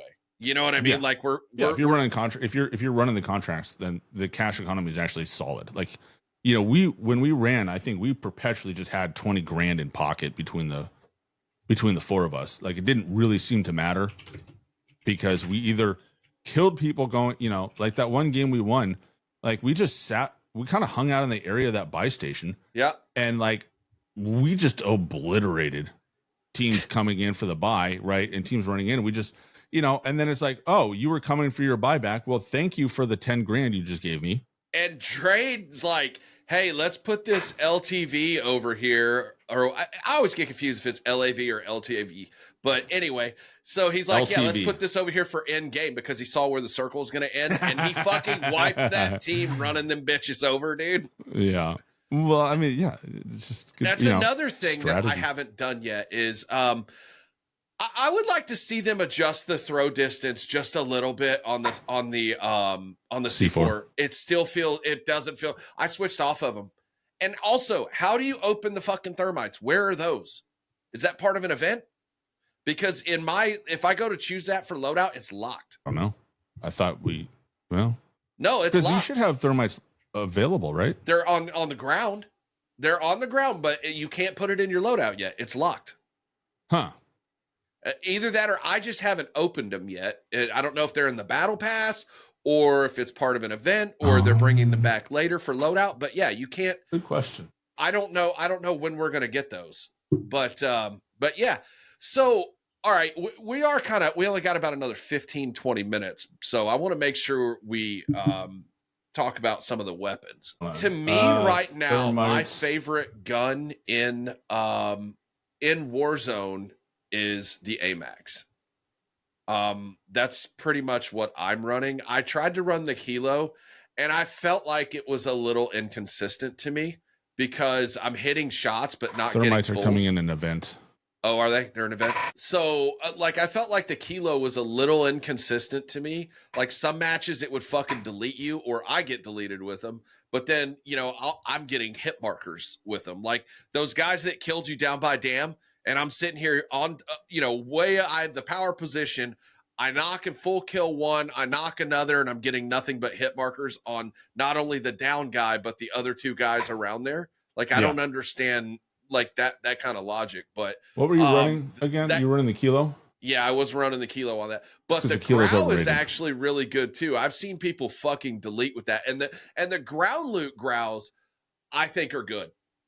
I think the ground loot ones are really good, the conversion kits. But the iron sights are not a deal breaker to me on that. I'm not an iron sight guy, so I never run the iron sights by choice. So that's just, it is what it is. However, you were correct. So here's the thing with the Kilo. The Kilo drops off like a rock at 40 meters. Like it's super good. Like it's the Kilo. So the Grau, the Kilo, and the AMAX. No, Grau, Kilo, and Cypher are all very, very good inside 40 meters.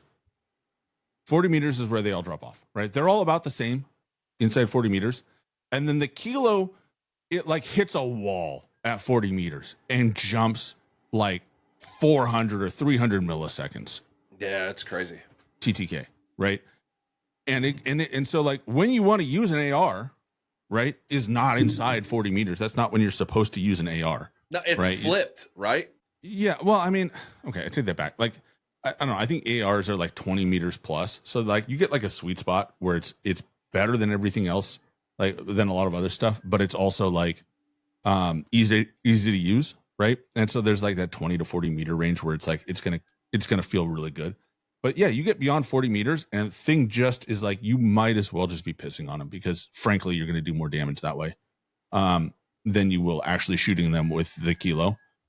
The Grau holds that much longer and drops off much better. Same with the Cypher. Grau and the Cypher do about the same profile, which is hilarious that they didn't obliterate that gun, but it's good, right? It's in ground loot. It's a viable weapon. A lot of people have it locked up and leveled so they can run something. It's in the Ghoulie too, isn't it? It's in the, I think so. I think it is. So those are all very good. The AMAX is absurd. It is absurd. Up close, it kills faster than every other AR in the books. Within like the first like 30, 40 meters. And then it falls off to, and then it is slightly, 100 milliseconds or so better at just about all ranges until it finally hits its final drop off. And then it's, then they're all kind of like, you're just going to put a whole mag down range and hopefully you get somebody. However, the chatter of it, like it has just enough recoil that you're not going to be laser beaming people at range when, it's super effective to do that. It functions like it kind of functions like it used to. Mm-hmm. Which is good. AMAX does more than like, I feel like that's the one that they got right. And the Grau, I think, is pretty close to the way it was, but the Kilo is not. It isn't. The Kilo was always kind of like that. It was a marshmallow shooter, but it was very accurate, which is still true. It's still a marshmallow shooter. Yeah, but I felt like it. I feel like this one has a little more recoil than the other one did, and I feel like it kills a little slower. I used the Kilo almost exclusively the first 2 years. So like I hated the Kilo for this very reason. Like you would just beam somebody forever and they would just walk it off, and that infuriated me. Like I want to, if I'm hitting you at range, I want you to die. Like at some point. The other thing too, and we were talking about this last night, it looks like they reverted the change where if you did most of the damage, you got the kill. Like it almost seems like it's whoever gets last bullet gets the kill now. I think it still lasts 30 damage. But again, for a lot of these, that's last bullet. Yeah. So well, yeah, because I forget what it was I was looking at. It was like 62 damage headshot yesterday when I was looking in the stats at something. But yeah, I started running the AMAX yesterday, so I was killing a little bit more than, more than the day before with the Kilo. But dude, I picked up somebody's aims when I came back in. Like I died, I went to the Gulag, I came back and my team was fighting, so I picked up an aims and just fucking deleted a couple kids with it. It was like, I feel like all of these guns kill quick. Like in close range is very punishing. Like if you're fighting inside 20 or 30 meters, it is very punishing. I think the SOG can kill inside 10 meters at like 525 or something like that. Something like that. Something absurd like that. Another one that is under the radar for now, but won't be, is the Compact 92. Yeah, that's in ground loot a lot. And I have a build for that too. Without question, the best SMG in the game right now. I'm going to probably put it's not debatable in my loadout today. It's not debatable. It is the best SMG. You should run it. If was you're not good. running it, I will kill you with mine. It was good last week. I ran it some last week. And I ultimately ended up going back to the C9 just because of the comfort level with it. You know what I mean? The C9 is very good as well. Yeah, it is. I need to look and see if that 10 millimeter magazine is open yet. Like, or if that was in an event. Is that in there yet? I don't know. I haven't looked. Because I think that's going to be a game changer. I think it's not. I think it's going to be like it was before. Too much recoil and too small of a mag to be effective in quads. Maybe solos or duos. Yeah, maybe. But I think it's going to be in the past. The 10 millimeter rounds were too slow and had a little bit too much bounce. Yeah. To really like if you hit all your shots, and on paper, it was always phenomenal. But in practicality, it was kind of like the Tonto, right? Where it's like you just are too slow to hit your shot. Like it just is physically too slow. Yeah. Where if you miss even one or two bullets, like that's the difference, and you just get deleted by somebody who just sprays and prays. And the Tonto, you have to hit headies too. Mm-hmm. Like so you need I think 2 to up the TTK on that. Yeah. The other thing, dude, is I still got to level up that HDR. Like I haven't touched mine. I think mine's at like a 12 or a 14. It's a level 2. Yeah, I picked one up on ground loot for a minute. I need to level that up, but I did run the LR762, which is still good. Got a couple snipe kills the first day. There were a couple times though that's really weird. Like certain spots on the map, it's like I'm literally zeroed in. I can see in the middle of my fucking reticle the head, and my bullet just goes into the void. Like it's off into the matrix. I don't know where it goes. Desync. Yeah, something. It's kind of weird, but I ran the LR762. The Car 98 is hitting. Drade has been fucking kids up with that. And this son of a bitch, dude, I swear to God, he does this like thing where like he's driving and then he seat swaps. And then bop, bop. And I bet he gets reported a lot. I guarantee you he gets reported a lot, dude. Yeah, he's the car did get a buff. It's nice. I think I hit a couple shots. I wonder if they added aim assist back to it, because if you remember when it first came out, it had marksman rifle aim assist, so it had the full rotational aim assist that you get on an AR. Yeah, which snipers don't have. And they just have a little bit of slowdown. So we talked about this. Actually, I want you to elaborate on this because we just literally talked about this last night. So the snipers, I always thought they didn't have aim assist. So is it that they don't have the rotational aim assist, but still have a little bit of drag, or what? They don't. So Aim assist is there's two kinds of aim assist, right? There is slow down aim assist, where basically there's a bubble around players that you call it the aim assist bubble. Within that bubble, the rules of the game work slightly different. And in slow down aim assist, basically what happens is your ADS multiplier goes through the roof. It like triples or something like that, which means that your actions are significantly reduced in terms of how far you can push your stick to get on. So basically, when it slows down, it's easier to stay on target because you can make your normal movements actually feel like more finer adjustments. Okay. And then there's rotational aim assist. And what rotational aim assist does is that it actually will drag your point of aim with the bubble as long as you are moving. Now, currently, it does not take much. And these have been in the game, by the way, forever. Since Call of Duty 2 in 2005 is also coincidentally the very first time they were on console. Yeah. And had controller support. Call of Duty 1 was mouse and key only, on PC only, or on mobile. It was a mobile game on the N-Gage cell phone. And it did not have aim assist. And it was trash, in case you're wondering. So they have been in there since almost the beginning. And if you ever want to piss somebody off who's a console player, tell them that it was a mobile game before it was a console game. They get mad about that for some reason. But the way it works is it basically will help you. The objective is to help you rotate, because on controller, it's just more difficult to accurately rotate the right amount because of the way controllers work. So it's kind of a compensation for that versus mouse and key.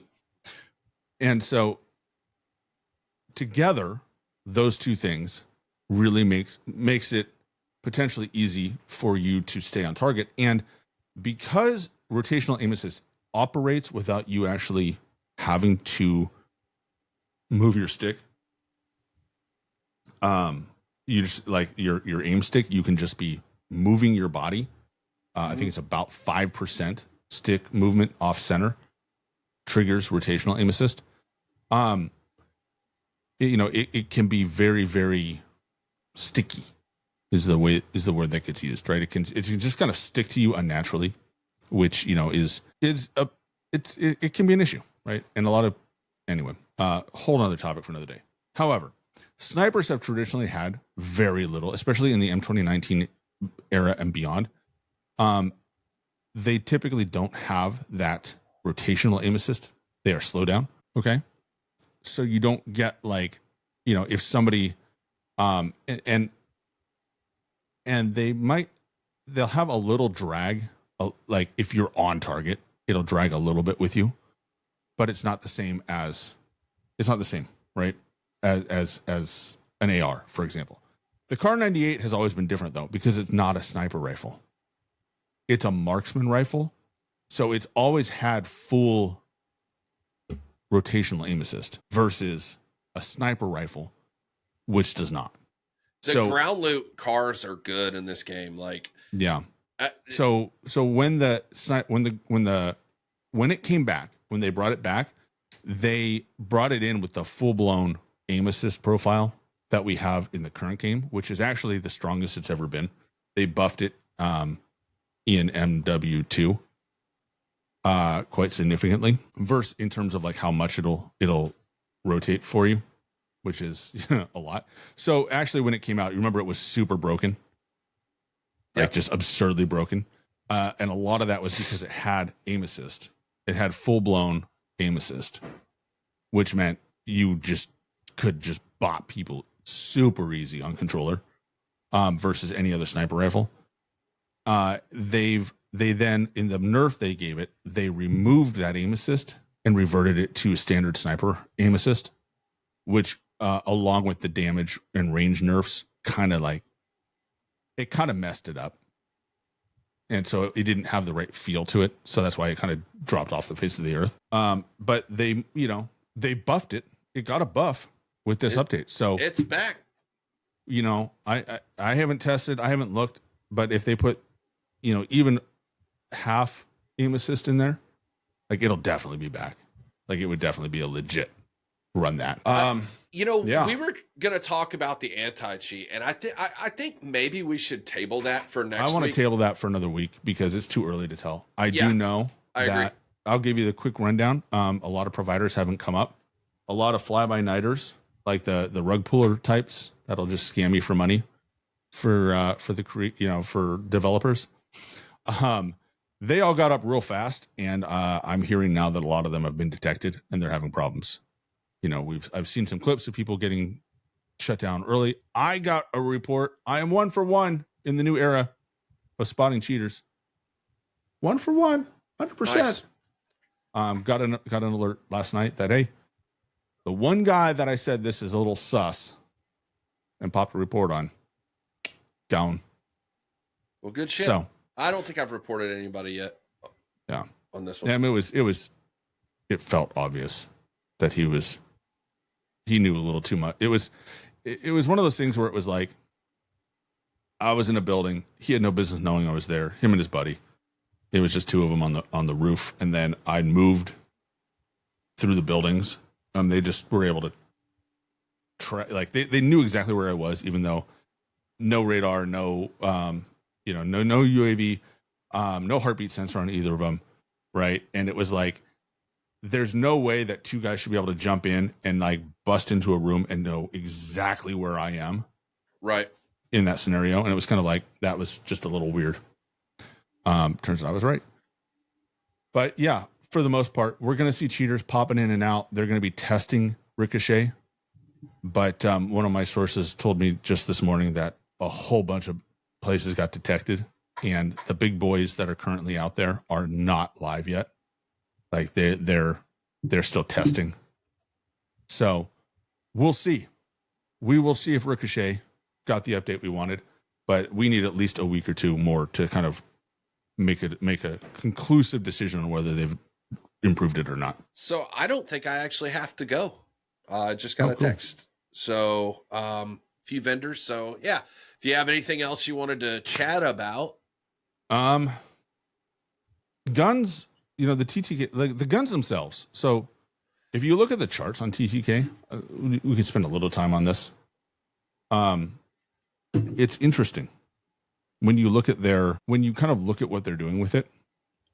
And I think the AK and the AMAX are kind of the weird ones in the group, where their theoretical TTKs are very fast up close, but their usability at range is a little more challenging. You know what I mean? It's kind of like what we talked about. What they needed to do was have a class of weapons that are harder to use that kill faster. Yeah. Versus weapons that are easy to use, but don't kill fast at range. I think they've done a really good job, and I think we have a lot of options. There's honestly a lot of good options out there. The AMAX, just looking at ARs, like long range fighting, the AMAX, the AK, which nobody's using right now for some reason. Probably. Oh no, I saw Drade using it. It's pretty solid. Yeah. Okay. Yeah. The AMAX, the AK, the Growl, the Kilo 141, right? Like the Cypher. That's 5 viable ARs. Well, the Aims too. The Aims. I haven't even looked at that one. I think that one drops off. I'm not sure if the XM4 is gutted. I think they nerfed the Aims because I remember looking at that going, oh, and throwing that out of my mix early. Yeah. So the Aims, I think, is not there. But like just for ARs in general, like it is more open than it's been in the history of Warzone Urzikstan.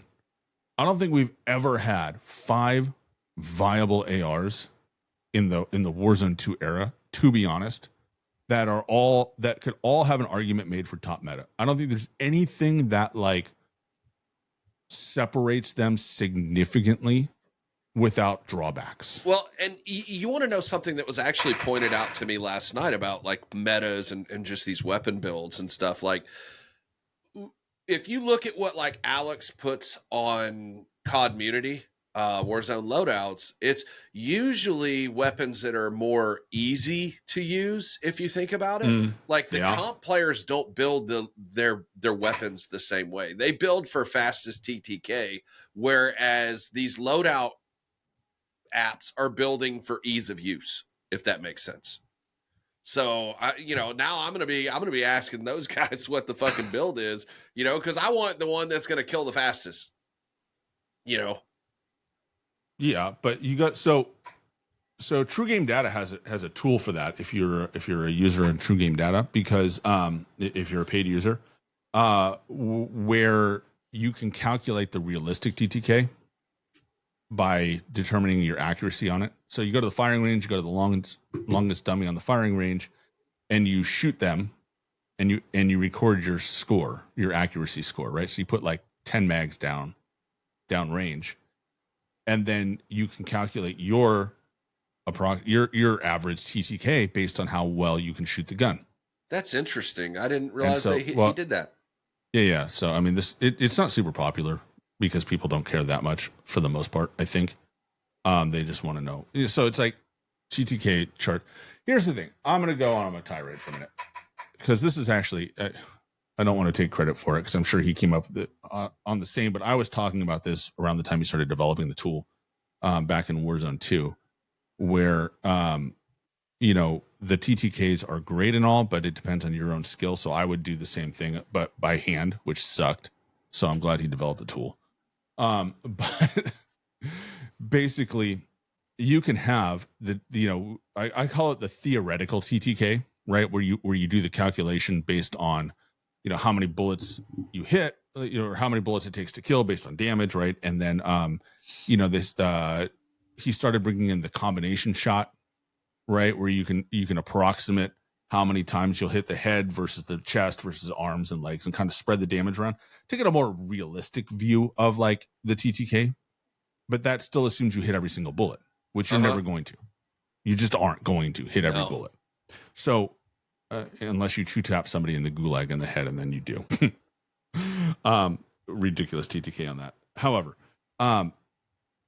if you know how, so like when you shoot a gun, you're going to have a miss rate. Most people, even good players, sit around 60% on the high end.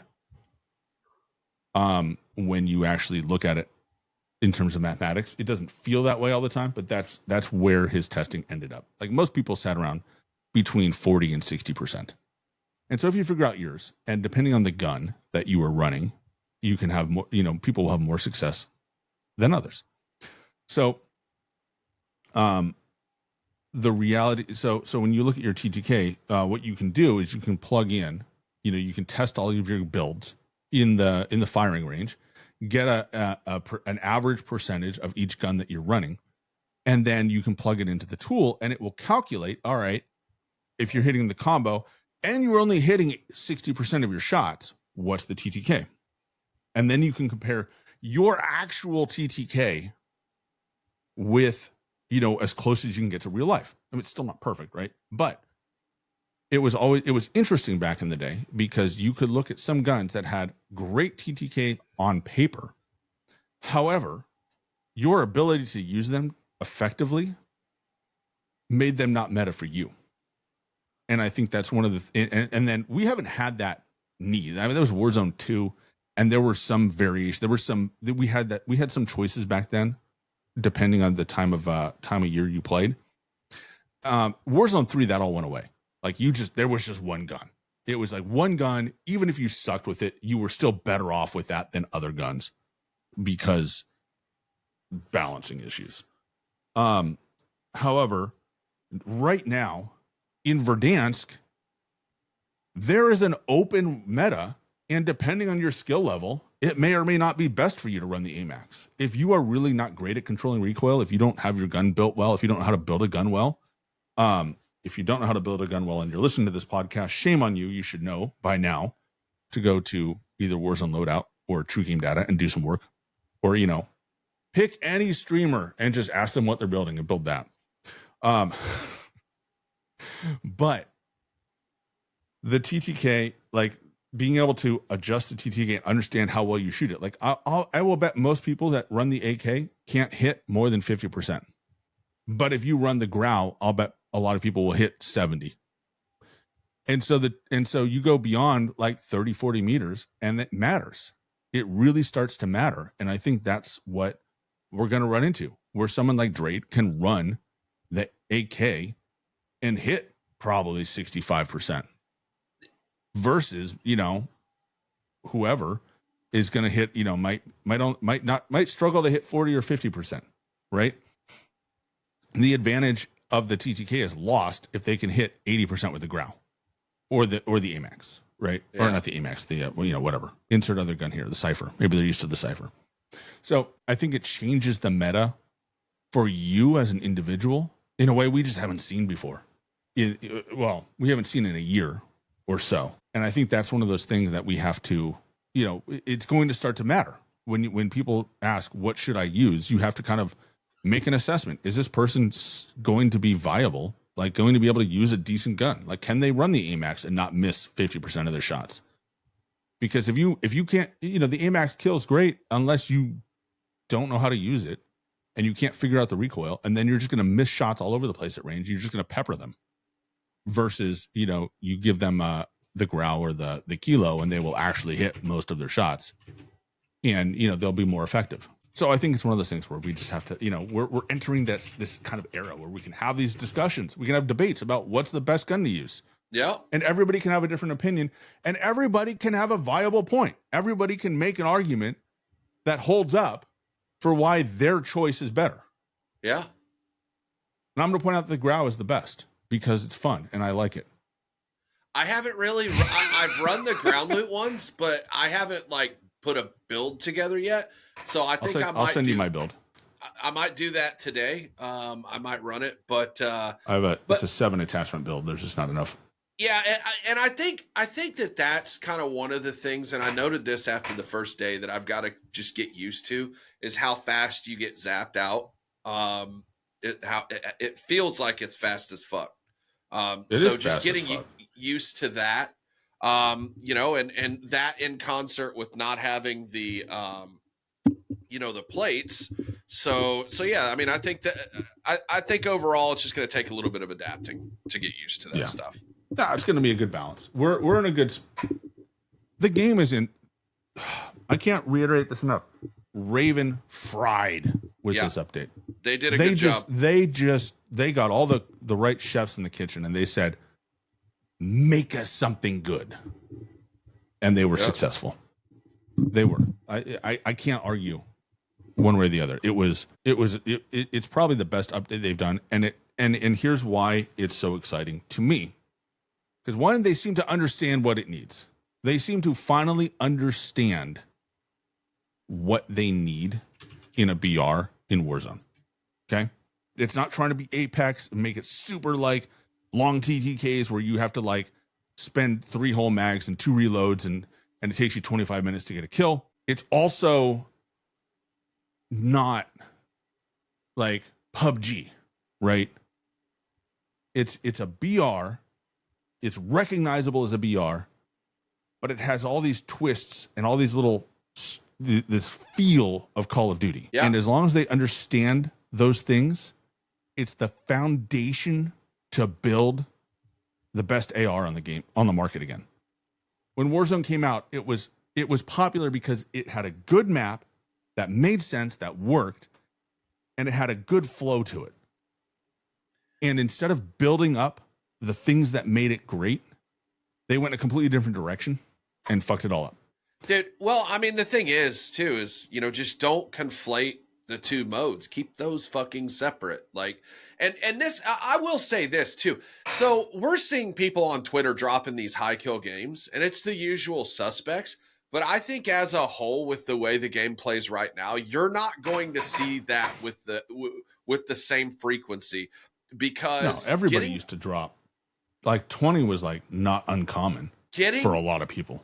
Getting around the map is more risky now. There's no balloons, which honestly, I know the higher tier players want those back. I'm already hearing a little bit of that. I don't want those back. I like it the way it is. Give me some vertical zip lines on buildings, which are coming. Yeah. Like let's be able to get up and down buildings a little bit easier. I agree with. But like, no, which we had in Verdansk. We had after like season 3 or 4. Yeah, we don't need the balloons, where you can buy one and throw a donut out and you're fucking across the map. We don't need zip balloon redeployed drone things at all. If you want that kind of pacing and you want those kind of high kill, it's still there. Go They're play great. Rebirth. Yeah, like let us keep our fucking. We finally. This is exactly, and this is why I'm very happy with what they did, because it's exactly what I have been asking for since we started this podcast and before. Right, your life does matter. It's more of a BR. I've made my peace with the loadout thing. That ain't going away because that's what makes Warzone unique. Whatever. But no, dude, like it's in a good spot, dude. And again, the only reason I've had high death games is because of who I'm fucking playing with. They don't die, know? So it is what it is. I'm not even tweaking about it, bro. Yeah, no, it's good. The update went well. I have no major complaints. Some stuff to tweak. Yeah. Some stuff to adjust. The plate economy, I think, needs a little bit of love, which they're on it, according to them.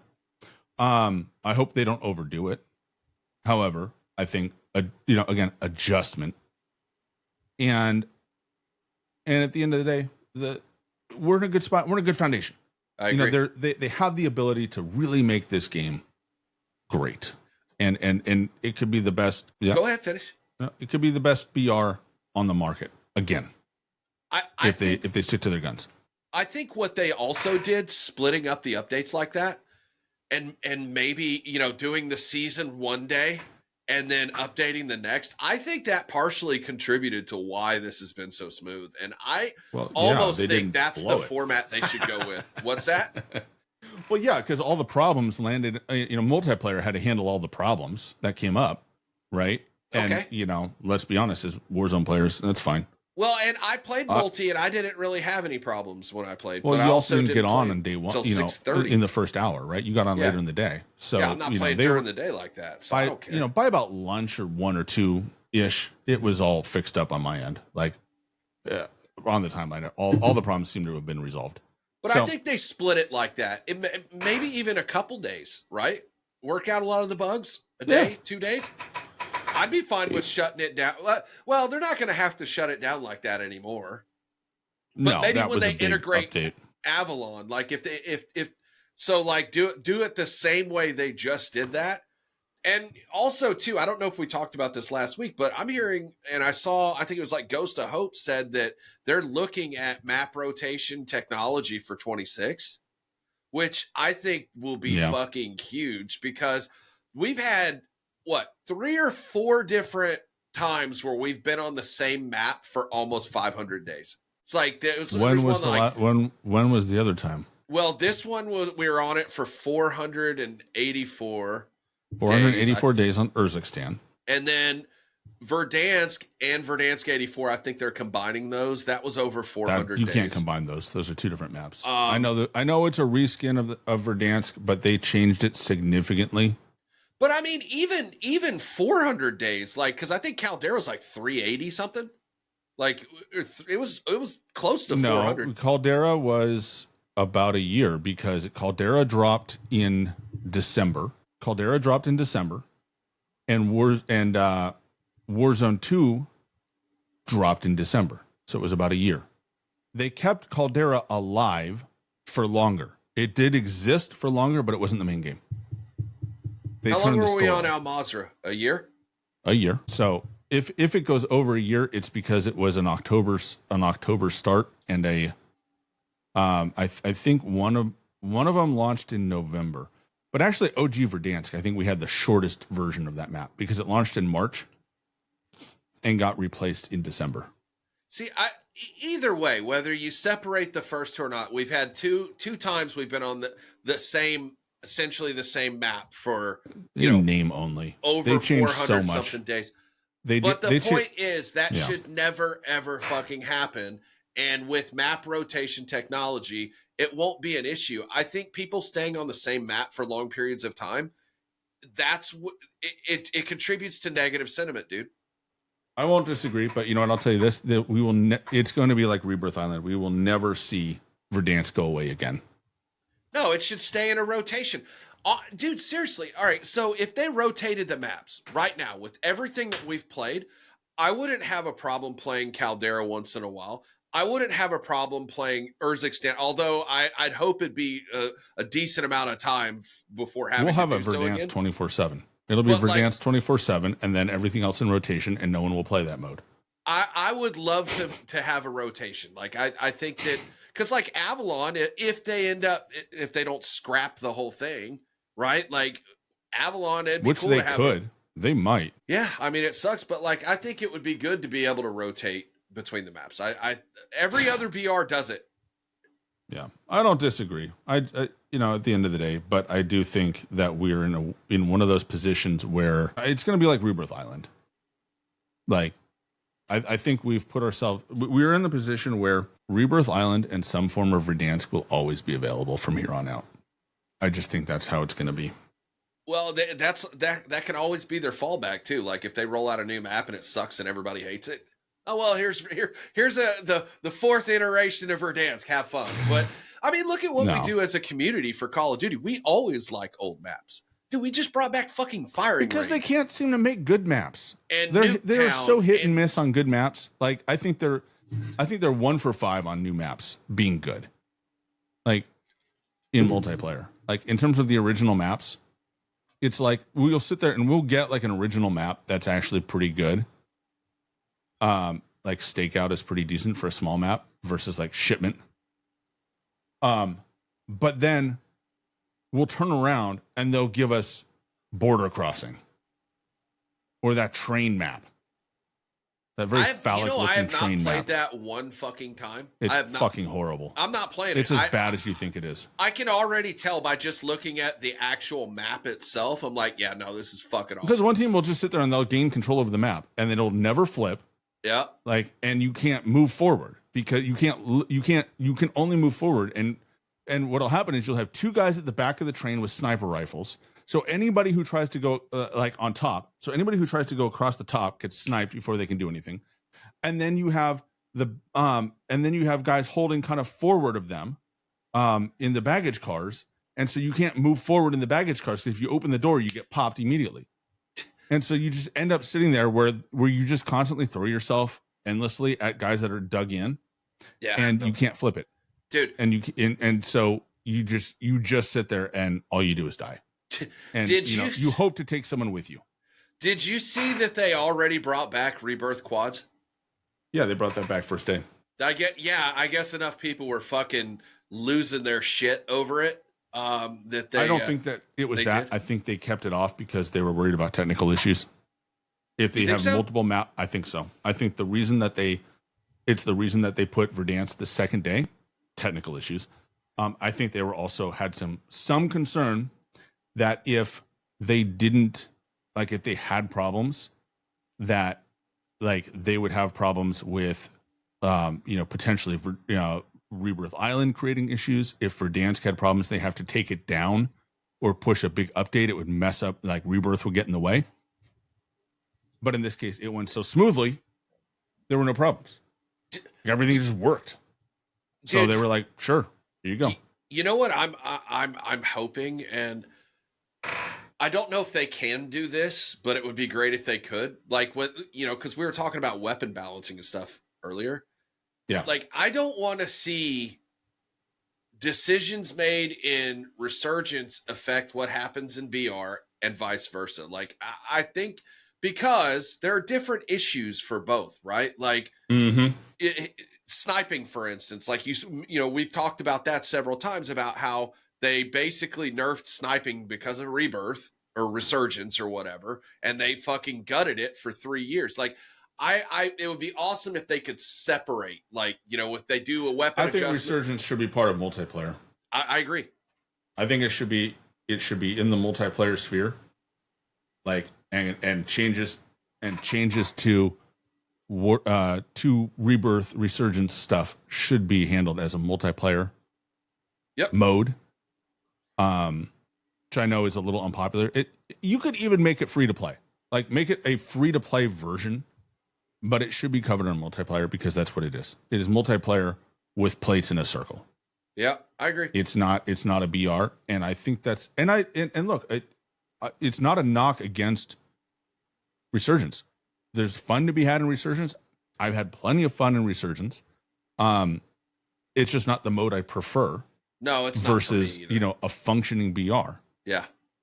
So, I think that would probably keep the balance better because multiplayer is about that, right? Constantly playing, constantly in the game, constantly stuff going on, right? And that mindset is more appropriate for that mode. I mean, same thing with DMZ. That should be tied to multiplayer as well. Like Warzone BR should be its own separate thing from everything moving forward. DMZ should be DMZ, which is rumored to come back next year, should be standalone as well. Like Plunder is has its own set of rules, or not tied to the BR at all in any way. Well, it's just okay. Look, DMZ. I'm going to point this out. I'm going to give a little bit of credit to people who develop stuff because I do not believe that they intentionally destroyed Warzone because they hated Warzone. I believe truly that they thought Warzone was on its way out. BRs were dead. They were the dying breed. And that Warzone was the last hurrah of the BRs and that extraction shooters were going to take over. And they committed to that and realized they made a mistake too late to make a big change. And the people in charge really believed in their vision. Kind of like you see kind of like you're captaining the Titanic. And even though there's icebergs out there, you're like, screw it. I've got the winning boat, full speed ahead. And it didn't work out. Okay? I think they committed to it all through development. Their crystal ball said extraction shooters. And then they built everything around that mode. And it didn't work out. I think going forward, we're not going to see that same thing. Because what people will do, or it won't have the same effect where they give up on Warzone and they try and they commit to it. I think we are in a state in which both modes exist at the same time, and both modes have an audience. And I think they will not make the mistake of sacrificing Warzone for DMZ again. I want to see what the player count is too. I can't wait till they start throwing that info out. I want to see. They'll never give this out again. Let's be honest. Huh? They'll tell us how great it was on opening day, but we'll never see a good player count again. But I want them to. I want how they'll be 18 million players played this game this week or whatever. I want to see that. Because I want to see if player count wise, if Warzone is truly back, because the game is back. But I just want to see if people feel the same way. Steam charts, it did well. We'll see this weekend. The trick will be this weekend how many people come on, because let's be honest, the hardcore players are back for sure. But the casual players are going to be weekend warriors, so we won't know until probably Monday how well back it is. Yeah. But I have a few, and here's the other problem. I'm going to point this out.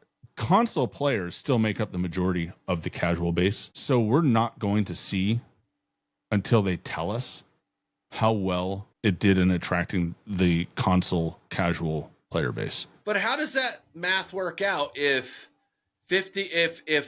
more players were on PC? Well, it's been split. Well, it was like 50-50.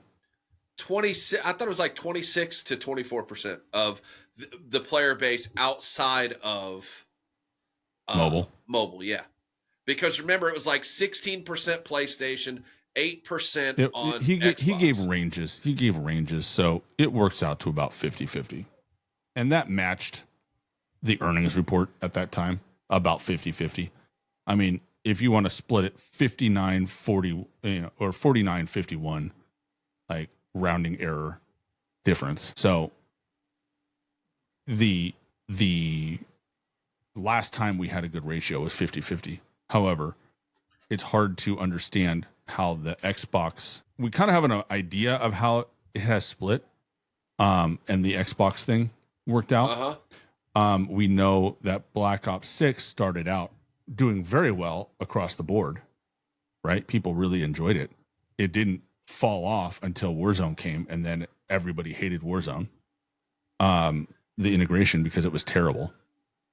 So the casual player base, though, you know, if you think about it over time, where have we had most of our losses since Caldera? Where have we had the losses? It's been the casuals.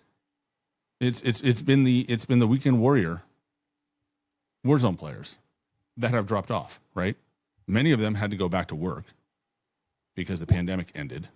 Well, and the game got too fast. I mean, when and they started, game got fast and the game sped up, and all of the things that they had fun with ended, right? Yeah. Because you had all the resurgence mechanics. You got frustrated with that. You had people dropping it on their heads. You had a terrible map to play on, and resurgence turned into a nightmare, right? That is the sweatiest sweat fest there is. So, you know, of course it's going to, you know, it is not just people moving from Xbox to PC. It's people just putting the game down and not playing it on console. That resulted in the shift, right? So both things can be true. Well, we won't know how this has affected that overall. It feels like they're back. It feels like a lot of people came back, right? My friends list hasn't been this full in 6 months, probably a year, in terms of people there. And those people are full up on squads too, by the way. It's not just like, oh, you know, I have some people back that haven't been back. Like these, like I haven't seen my squad list this full. And it's like, I will see some, you know, the diehards on, and I'll hop into their party check, and they've got, you know, they're playing duos or whatever. This has been guys I haven't seen on in months, and they're in a full squad. That's dope. So, you know, the game, you know, it feels like people are back. Well, it feels like we've brought players back that haven't been there before, and potentially getting people to come and try it out and see how it is. Did you see Alex's tweet from the Warzone loadouts page where he was like, I'm able to actually play with my friends, you know, that maybe are not as good as me. And I said, I retweeted it, and I'm like, this is what Warzone should be about people being able to play with friends of all skill levels, and fun should be the only metric. Like, don't cater to sweats, don't cater to casuals or whatever the fuck. Just make a game that's fun, man, and everybody will find some way to enjoy it. That's all you got to do. Yep. I agree. But anyway. I agree. So, you know, is Warzone back? It feels like it. It is. It feels like we're back. Yeah. It feels like Mawa is successful. Or no, Waga. I don't know. Whatever. Acronyms aren't my thing. Make Warzone great again. They've set themselves up to do just that. Make Warzone Waga. That doesn't work. It just doesn't work. Never mind. I don't know. Make Warzone great again. Here. Success has had all the fun. I'm happy with it. I'm going to hop in tonight and play. Same. And hopefully I'll see you guys out there. Yep. In the Warzone. Till then, catch you next time. This has been Subone KD, along with J007tv and the Slightly Above Average Gaming Podcast. We're logging off now, so we'll see you next time.